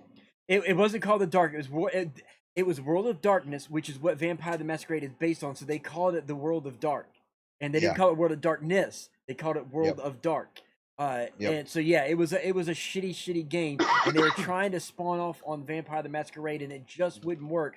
And that's what led them to deciding to make Vampire the Masquerade Bloodlines 2 coming Q1 2020. So it's supposed to be coming sometime soon, guys, which is October, November, or December.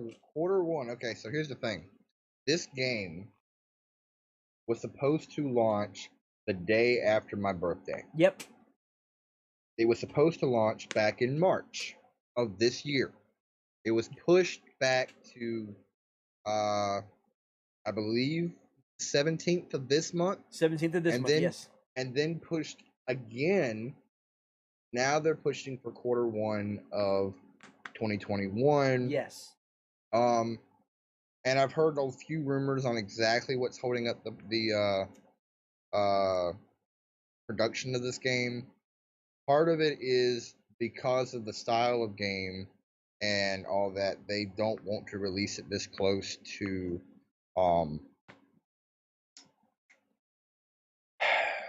Cyberpunk. Right.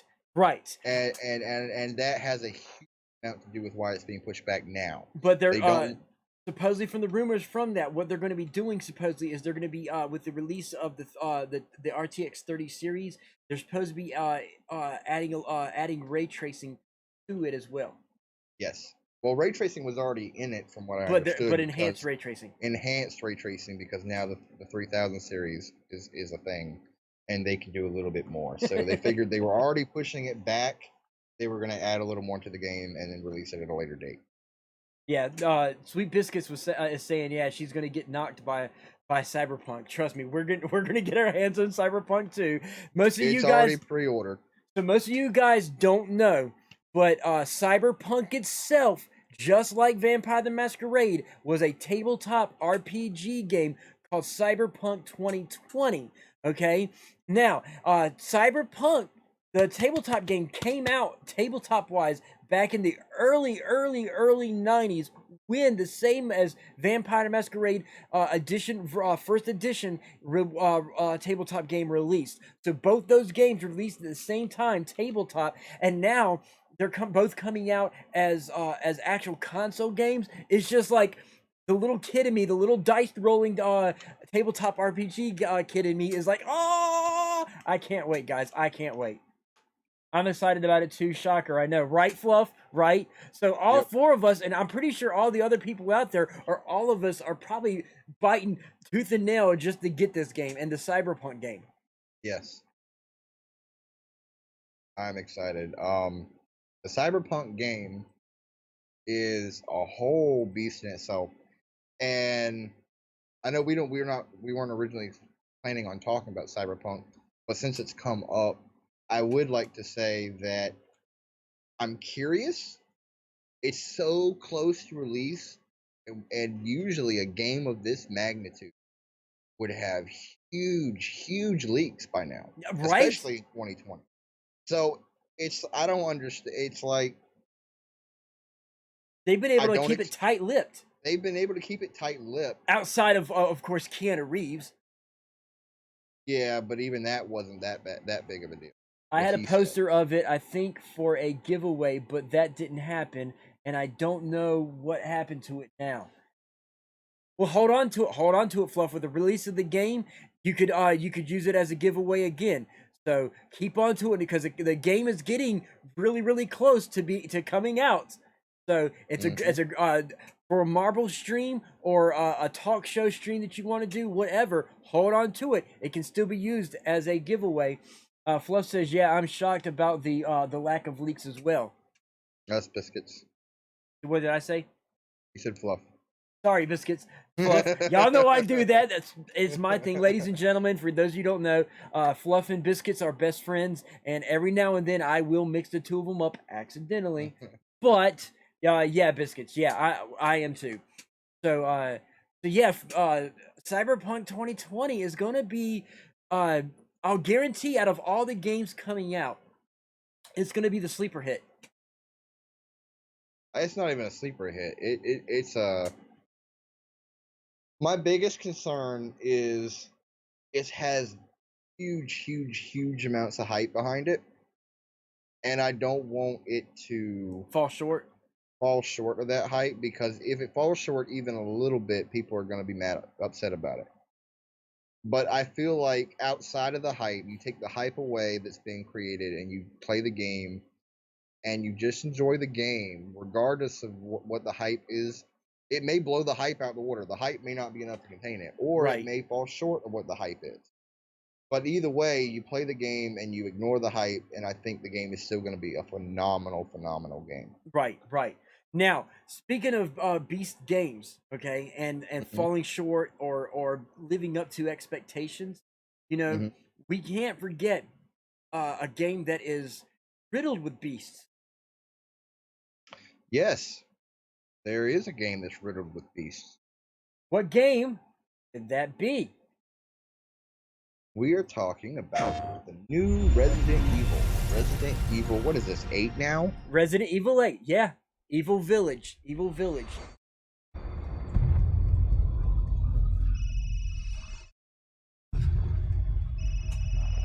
All clear. Come on, move! Chris? What the hell? Take him away.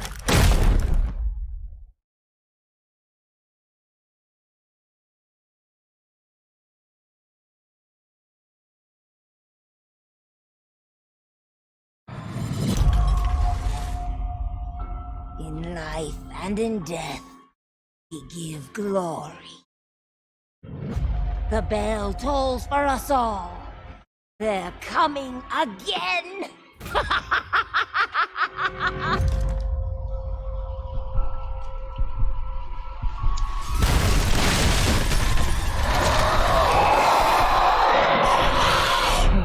Mia. Quit being so paranoid. Long ago, a young girl went with her mother to pick berries for her father, who was hard at work. But the forest greeted them with a dark, cold silence. The bushes empty. Yet determined to find the berries, the rascal broke free of Mother's grasp and vanished into the trees.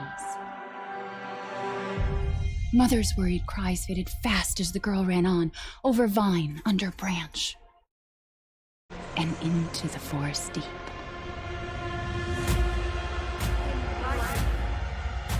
And in death, we give glory. Mother Miranda.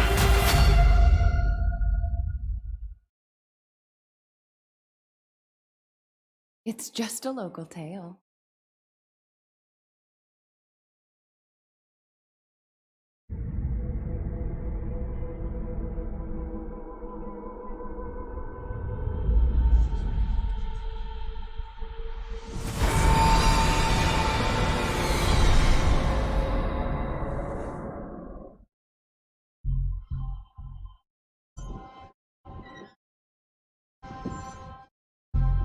If it's just looking, window shop away.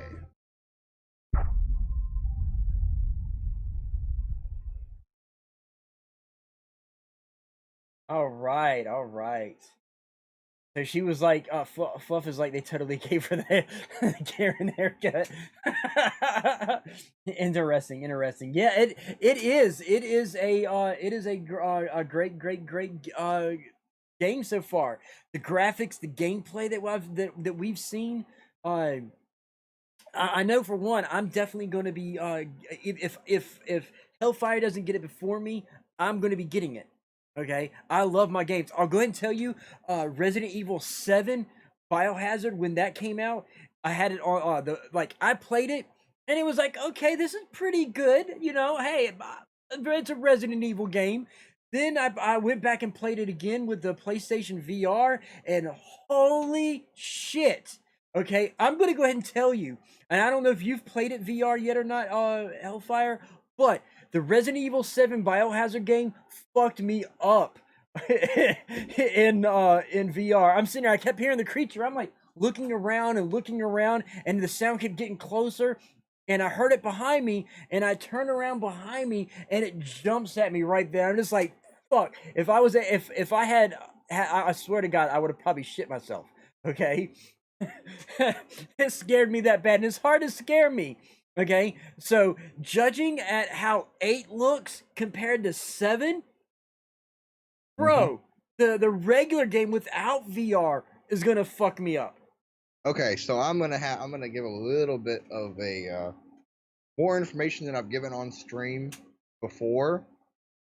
But for those of you who do not know, I have a weak heart. Like, medically speaking, I have a weak heart.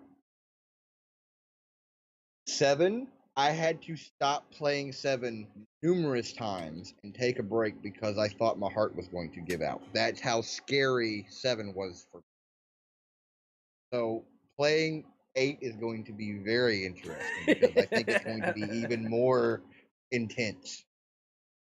What we're gonna have to do is we're gonna have to do that on our, instead of our individual streams. We're gonna have to do that on Critical Hit. Both of us taking turns playing it and letting people see our reactions at this. Yeah, I think so. Yeah, we'll have to do like a Critical Hit plays or Critical Hit hits. There we go. I like that. Yeah. Critical Hit hits. Critical Hit plays. Critical Hit plays. Okay. Yeah. Fluff is like big nope. big nope. So here's my thing, because PlayStation VR, ladies and gentlemen, I'm working on getting information on this for you. I've already made some communications, but PlayStation VR for the PlayStation 5 is releasing an updated, enhanced PlayStation VR. So there is a new PlayStation VR coming to the PlayStation 5. So I have a feeling, Hellfire, that if they had VR for the PlayStation 4 with 7, do you think they're going to have a VR mode for PlayStation 5 and 8? Oh, they will, for sure. Absolutely. Hands down, they will. So, if I can get my hands, guys, on if they have a VR mode for 8, and I can get my hands on the PlayStation VR for PlayStation 5, that's how we're going to do it here on Critical Hit. Well, I'm going to say this. I plan on, if they do it exactly the way they did 7, I will probably get it, and here's why. Without going into the whole PC's better than console, 7, when it released, and then when they released the VR version, they gave you the VR version. You already owned 7, they gave you the VR version. Yeah, right, with me, right. I had it, right.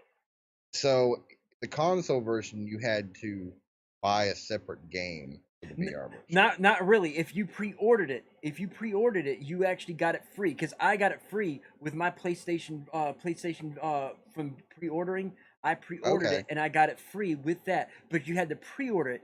After the pre-order version, the standard version did not come with it unless you got the, I think it was the gold edition or something like that, Biohazard Gold or something. Gotcha. So they had 2 versions. They had the regular and the gold. But if you pre-ordered, you got the VR version with the pre-order version. They may do that again. I don't know. Possibly. So yeah, if I pre-order it with console, unless we can get our hands on a HTC Vive for PC, then we could do it with a PC version. Either way, but one way or another, we're gonna do the PC version here on the stream for you guys. We're gonna both take turns. So what we're gonna have to do, so that neither one of us knows what happens, is we're gonna have to soundproof our headsets so that and blindfold ourselves while one person sits and is blindfolded while one plays it, and then the next person goes and does it afterwards, just so neither one of us know when and where and what to expect. Well, I think we wouldn't have to necessarily do that. We can work out the details later. Personally, what I'm seeing is one person will be playing the VR, the other person will be watching it like it's a movie on the monitor. Right. And then we can swap who's wearing the VR headset. That's how I'm envisioning. Okay, I can work with that. But that'll be a really good episode of Critical Hit. We can do like some kind of special show with a lot of the Resident Evil, show some of the past games and the stories and the movies like that, and then go into the actual gameplay of the new game. Yeah, and I like that. I like that idea. So that's what y'all have to look forward to here on Critical Hit. Now, since we're talking about games that are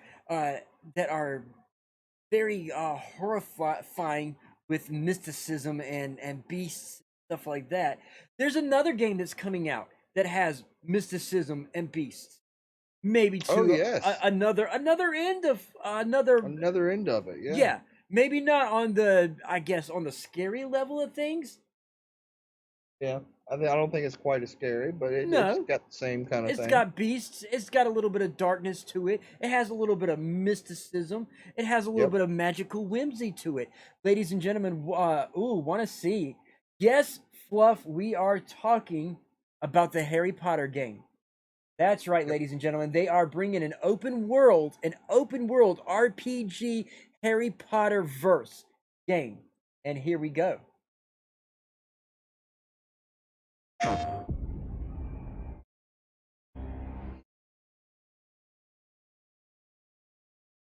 That's why she's here.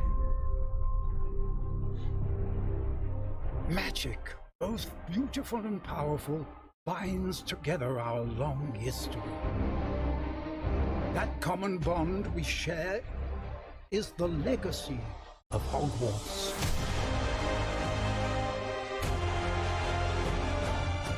Now it is time to add your own story to these hallowed halls and quite possibly shape the future of the wizarding world. Every corridor, every portrait, every stone in this castle tells the story of witches and wizards who came before. Here you will meet lifelong friends and grow into your own magical abilities in the classrooms of the world's most talented professors. And while your journey begins at Hogwarts, brewing potions, taming fantastic beasts, and mastering spells, there is a larger world beyond these walls. A world filled with dangers you can't yet imagine.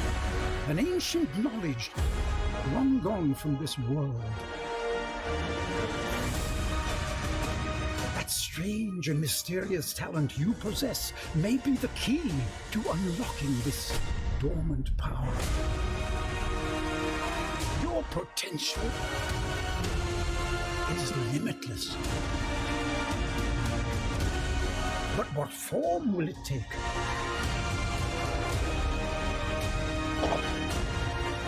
The journey ahead will reveal what you stand for.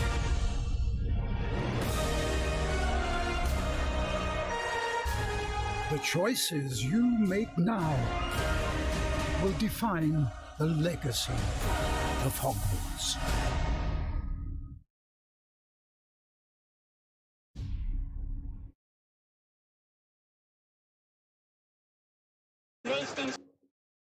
All right.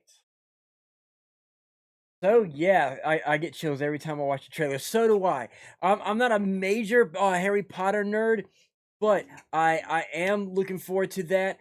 Fluff, as I know, it is a PS5 game. I do not have confirmation yet if it's going to be on this gen's console, if it's only next gen console. But yes, and I don't even know if it's going to come on Xbox or PC, but we do know it's coming to at least the PS5. Yep. That is confirmed. This game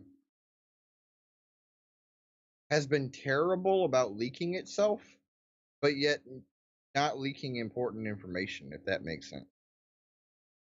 Yeah. Because I remember seeing this exact game like 2018, 2019. Right. Early 2019, if it was 2019. And just no information about it whatsoever, just the trailer. And then they finally announced that it's coming to PS5 now, with no other information aside from that. So I'm curious to see what exactly it's going to end up being.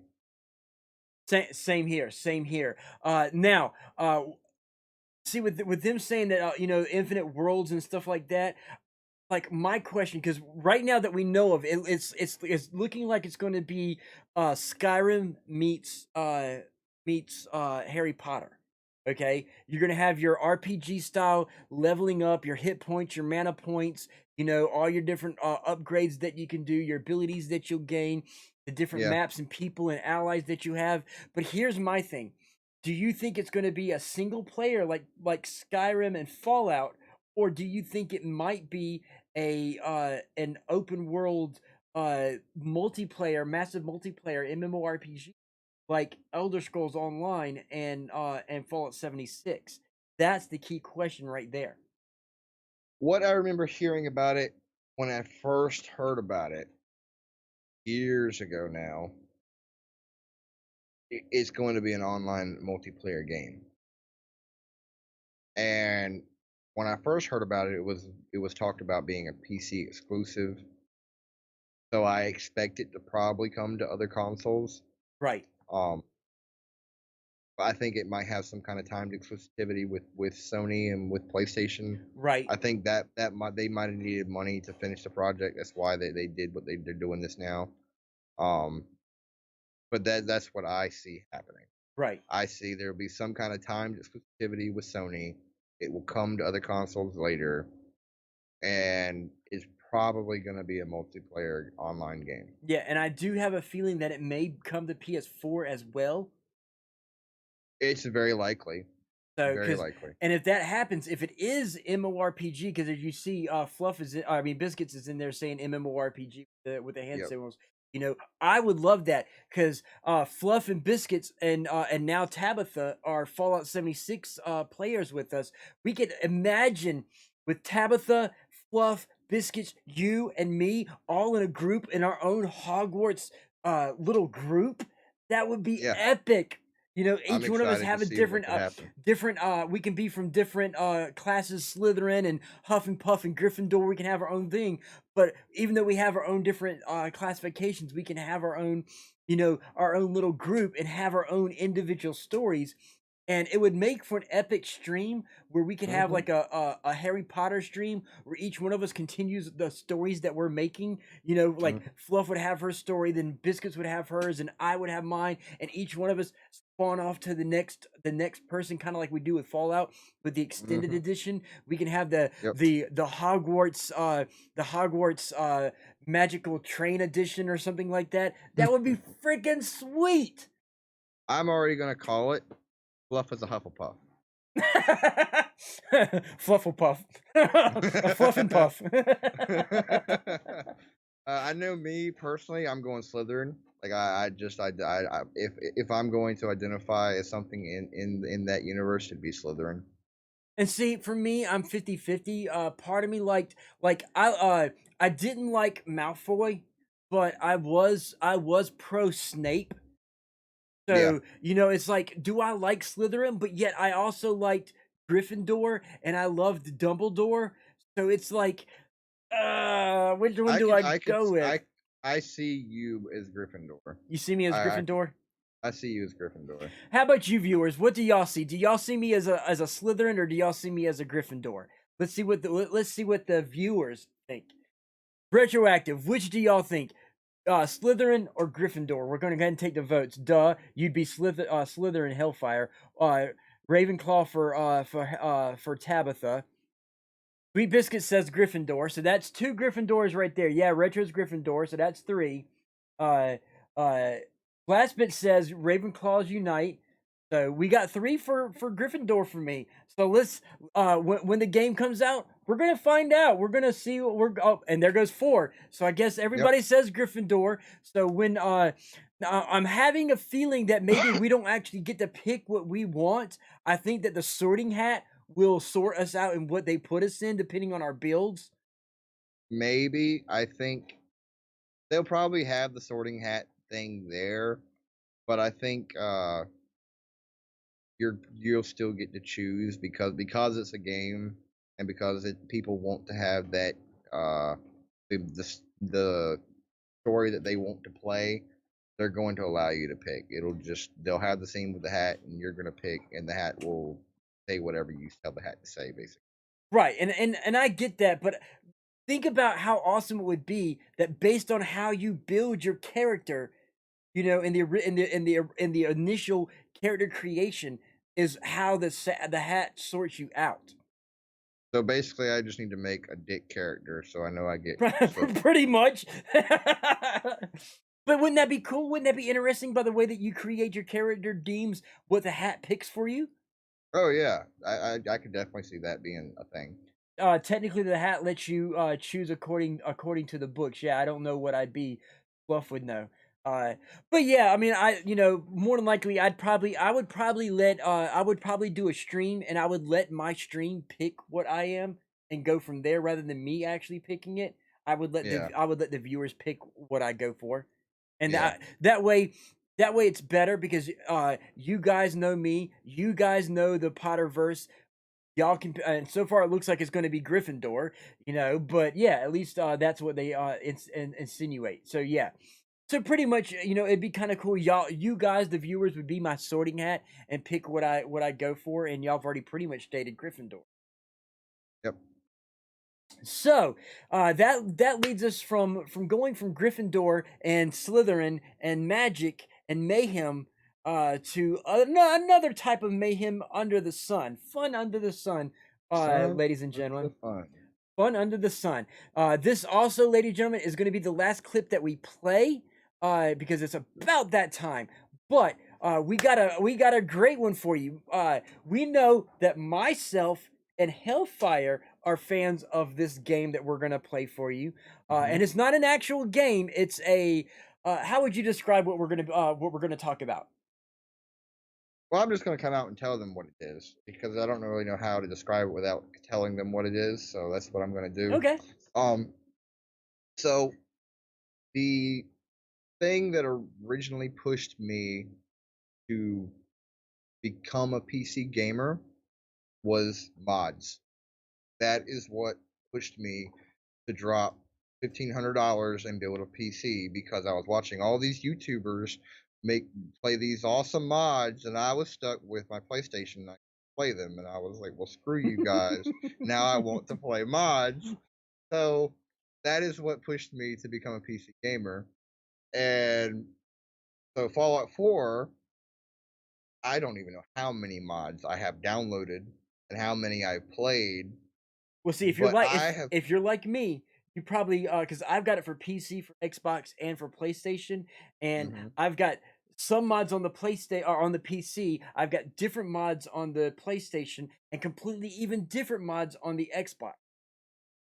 Well, for me, I do all my gaming on PC when it comes to Fallout because there's the Nexus game, the Nexus mods, which has a ton of mods. Yeah.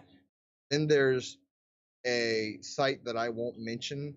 If you want to find it, you can find it on your own. That has adult themed mods. I'll just leave it at that. Naughty Nuke, naughty Nuke, naughty Nuke. And so I have several from that site. I have several from Nexus. Nexus, if you're not familiar with it, is pretty much the biggest mod website out there. I don't real quick, you have to shout out one of the number one person when it comes to talking about mods, and that's that certain streamer. Gotta shout him out. MXR Mods. That actually was the YouTuber that I was watching, and I was watching all his YouTube videos. He started with Skyrim. Skyrim was like his bread and butter. Then Fallout came out. He did Fallout videos. He's still doing Fallout videos, but so it was him and Skyrim mods that pushed me to get a PC, and then Fallout came out. Became obsessed with Fallout mods. But yeah, before I go into any more detail and tell y'all, explain the entire video, let's go ahead and play the video and we'll go from there. All right, here we go, ladies and gentlemen. This is it.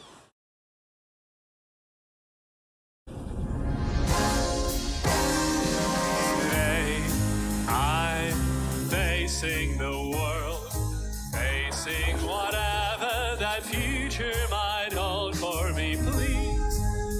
You may try all you want, I just don't give a damn, and never will, because that I take life as it is. Anything's easy when my heart's believing in me. Come rain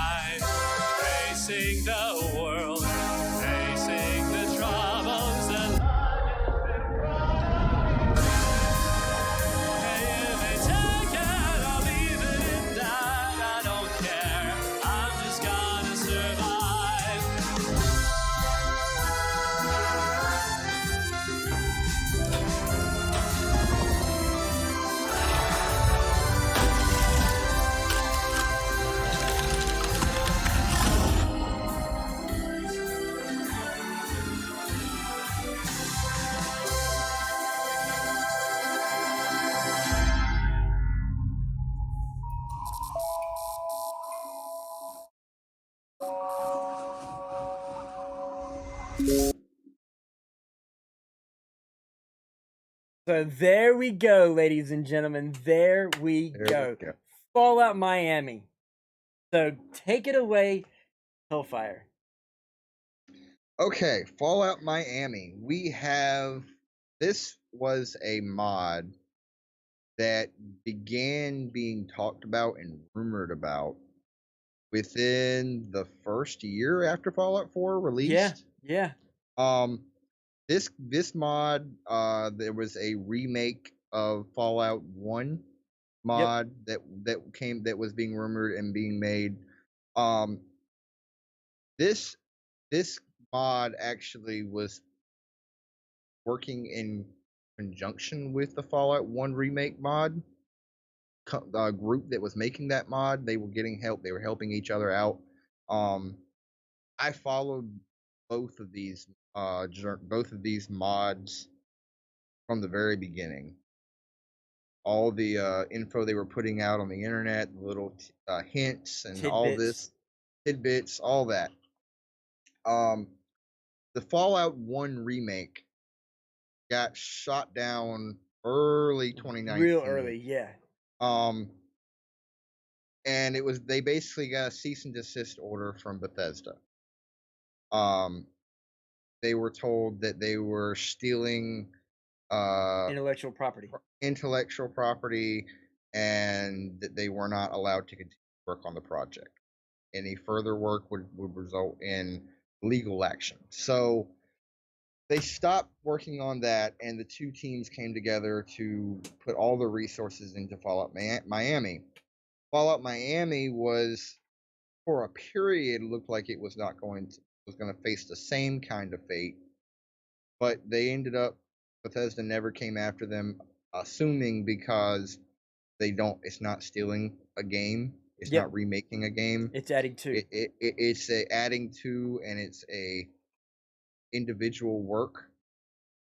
There was also talks late last year that Bethesda was possibly going to be adding this Creation Club mods that they had through them.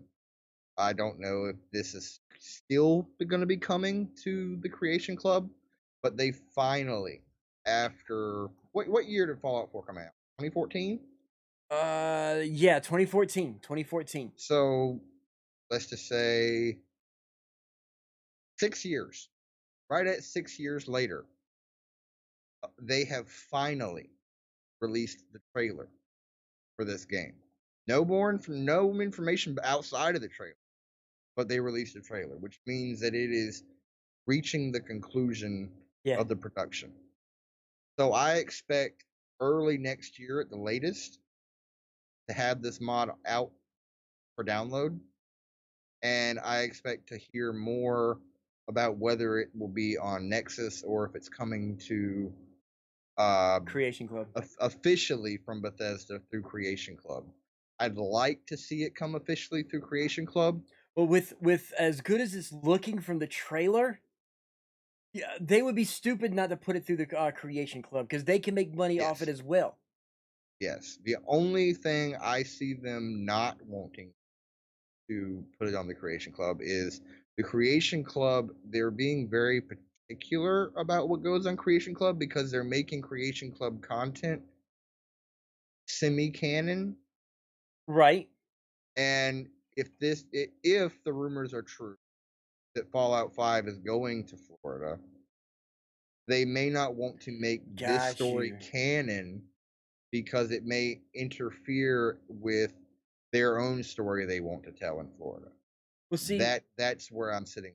The supposed places that we're looking for Fallout is going to be Florida, I think New York, North Carolina or South Carolina. I don't expect it to be New York, and here's why. New York was already in Fallout 3. Right, and I was gonna mention that because there's a possibility of doing some tie-ins to Fallout 3. There was also rumors that they may revisit New Vegas to re-tie in Fallout New Vegas and give them a chance to reboot Fallout New Vegas. Yeah, there is.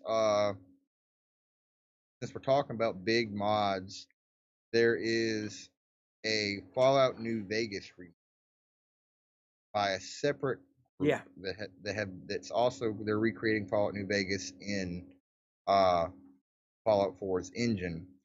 They got a cease and desist order before Fallout 1's got theirs. Yeah. But they found a way around it because instead of recreating the content, they are just recreating the cutscenes and the story, and then you have to own The first. New Vegas. Yeah. And they're ripping the audio files and all that from the original game that way. It saves them time. They don't have to code a whole bunch of things. Yep. They just have to give it a new coat of paint. And B, they're not stealing anything, and they're not stealing from Bethesda. You still have to buy and own the game that they're recreating. You have to own the original. Exactly. It makes you have to buy their game, so it's giving Bethesda, now Microsoft, more money. So Exactly. the modding capability may change with the ownership of Microsoft, because they may give props to God Howard, or aka Todd Howard, who's all about modding. They may be pro user mods. I mean, look at what happened with the Xbox and the PlayStation 4. Right. When mods first came to Fallout 4. Which console was the first one to jump on that? I can't remember. Xbox was the first one to jump. You're right. Xbox jumped on mods first. Xbox has more mods than PlayStation does. Yep. Because PlayStation is very picky about what mods they allow to be on their thing, and so Xbox is already proving to be more mod friendly than PlayStation. And with the ownership of going over to Microsoft, we may see more encouragement of the modding community. So Exactly. So this game here, ladies and gentlemen, right here, Fallout Miami, is going to be a very groundbreaking thing for not only Fallout 4, but the Fallout modding community and other modding communities out there for Skyrim and other games. This one game, especially with the buying out of ZeniMax from Microsoft, stands a chance to be groundbreaking stuff and future capabilities of stuff.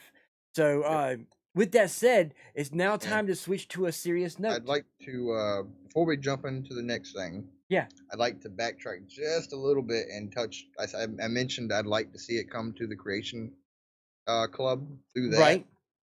And the reason I'd like to see that is because if the modding community is going to continue to grow, I mean, a lot of these are crowdfunded projects. Yeah. This one I know for a fact was crowdfunded. If it's going to continue to grow, and more people are going to be encouraged to produce these level of mods, there needs to be some kind of insinuation. Yeah. And mods as they stand right now are all free. And when you have a small mod, when you're talking about a skin or something like that, that's fine. Make it free.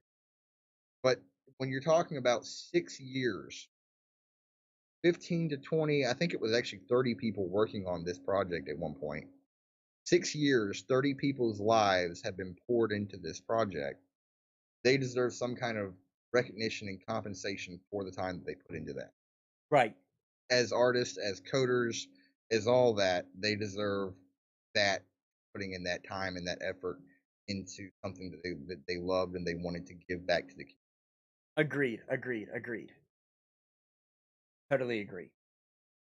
Okay, so that's that, ladies and gentlemen. Let's go ahead and switch views real quick.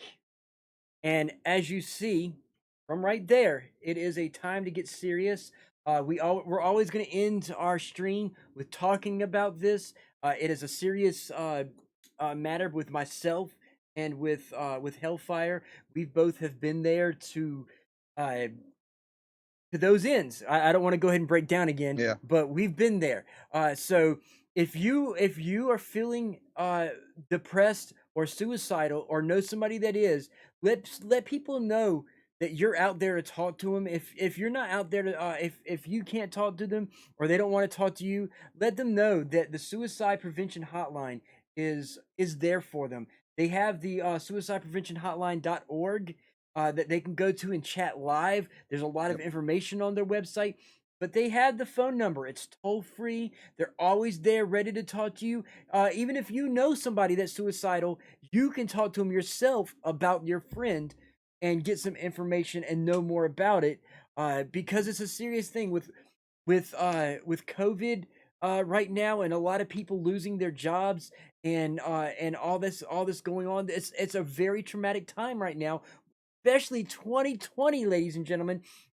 Things are really what's the word I'm looking for here? 2020 is more emotionally stressful is how I would put it. There we go. So yeah, for real, definitely make use of this. Hellfire. Yep. Yeah, I think Retro, you pretty much summed up what I had to say. I as I said last time, the hotline is there if you need somebody. Me personally, I have been through a lot. Retro's been through a lot. We shared a little bit more in detail last time. I don't think we need to go into rehashing everything every single time. But if you have me on Discord, if you have me on Facebook, some of you have my number. My inbox, my phone is always open. Same here. If you want to talk to me, I think Retro would agree. If you want to talk to him, whatever you're going through, we are here. The suicide hotline is also available. They have a ton of resources. They're not just somebody to talk to. So if you need more help than just somebody to talk to, please get in touch with the suicide hotline. But if you just need somebody to talk to and to listen, then I am available. I think I speak for Retro when I say we are both available at any given time. I don't care if it's 3 a.m. If you're going through something, pick up the phone. Shoot me a text. I don't care what it is. Even if you want to play video games, we'll jump on and we'll play video games with you. And I mean, hey, if you want to talk comics, if you want to watch a movie, if you want to talk movies, whatever you want to talk about, I don't care. You know, get it one of us. We're here for you. I know a lot of you out there. I know Fluff and Sweet Biscuits. I know I can't speak for them as far as getting them at 3 a.m, but but if at reasonable times for them, at least that I know of, if you need to get a hold of somebody, there's people out there. Make the effort. We're there to listen. Even a perfect stranger. I don't care if you don't know who I am. Be like, hey, look, I saw you on Critical Hit. I really need someone to talk to. Hey, let's talk. I'll be glad to talk. I'm all about meeting people. See, Fluff is in. So this right here, this is not an option. Suicide is not an option. Okay, everybody's life matters. Living is one of the biggest video games in life, okay? The greatest game is to live and to see where your life goes and how your life ends up. So make the best, level up your life without suicide. See where you go in life. And, just hit up that. That's the biggest thing. Still here lurking. No problem, K-Bear. We're actually done talking. It's at the 3-hour mark. We went longer than we originally planned. But yeah, it's that time to do a raid, I think. Yeah, I believe so. So, ladies and gentlemen, bear with us. Stay here. I'm looking for somebody to raid right now. We always love doing raids. So far, the only people and I have. We have Tabitha said she's here if anybody needs to talk as well. There we go.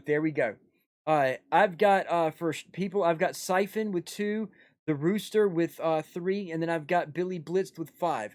Anybody, do you want to raid one of them, or is there someone else that you wanted to raid?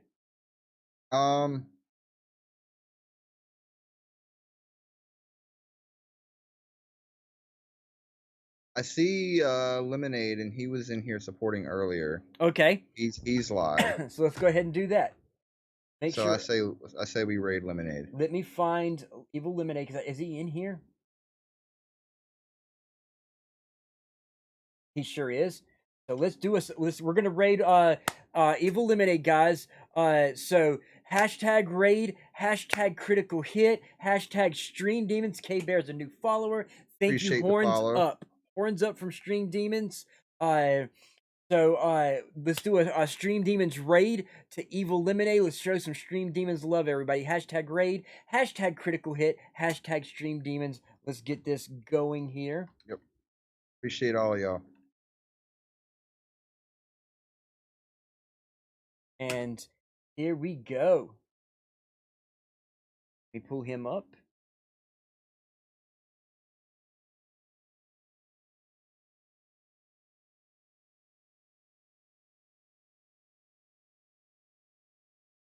And we are set. I love each and every one of you. Thank you for being here. Thank you for letting us entertain you. And we'll see y'all Thursday. Yep, we'll see you Thursday.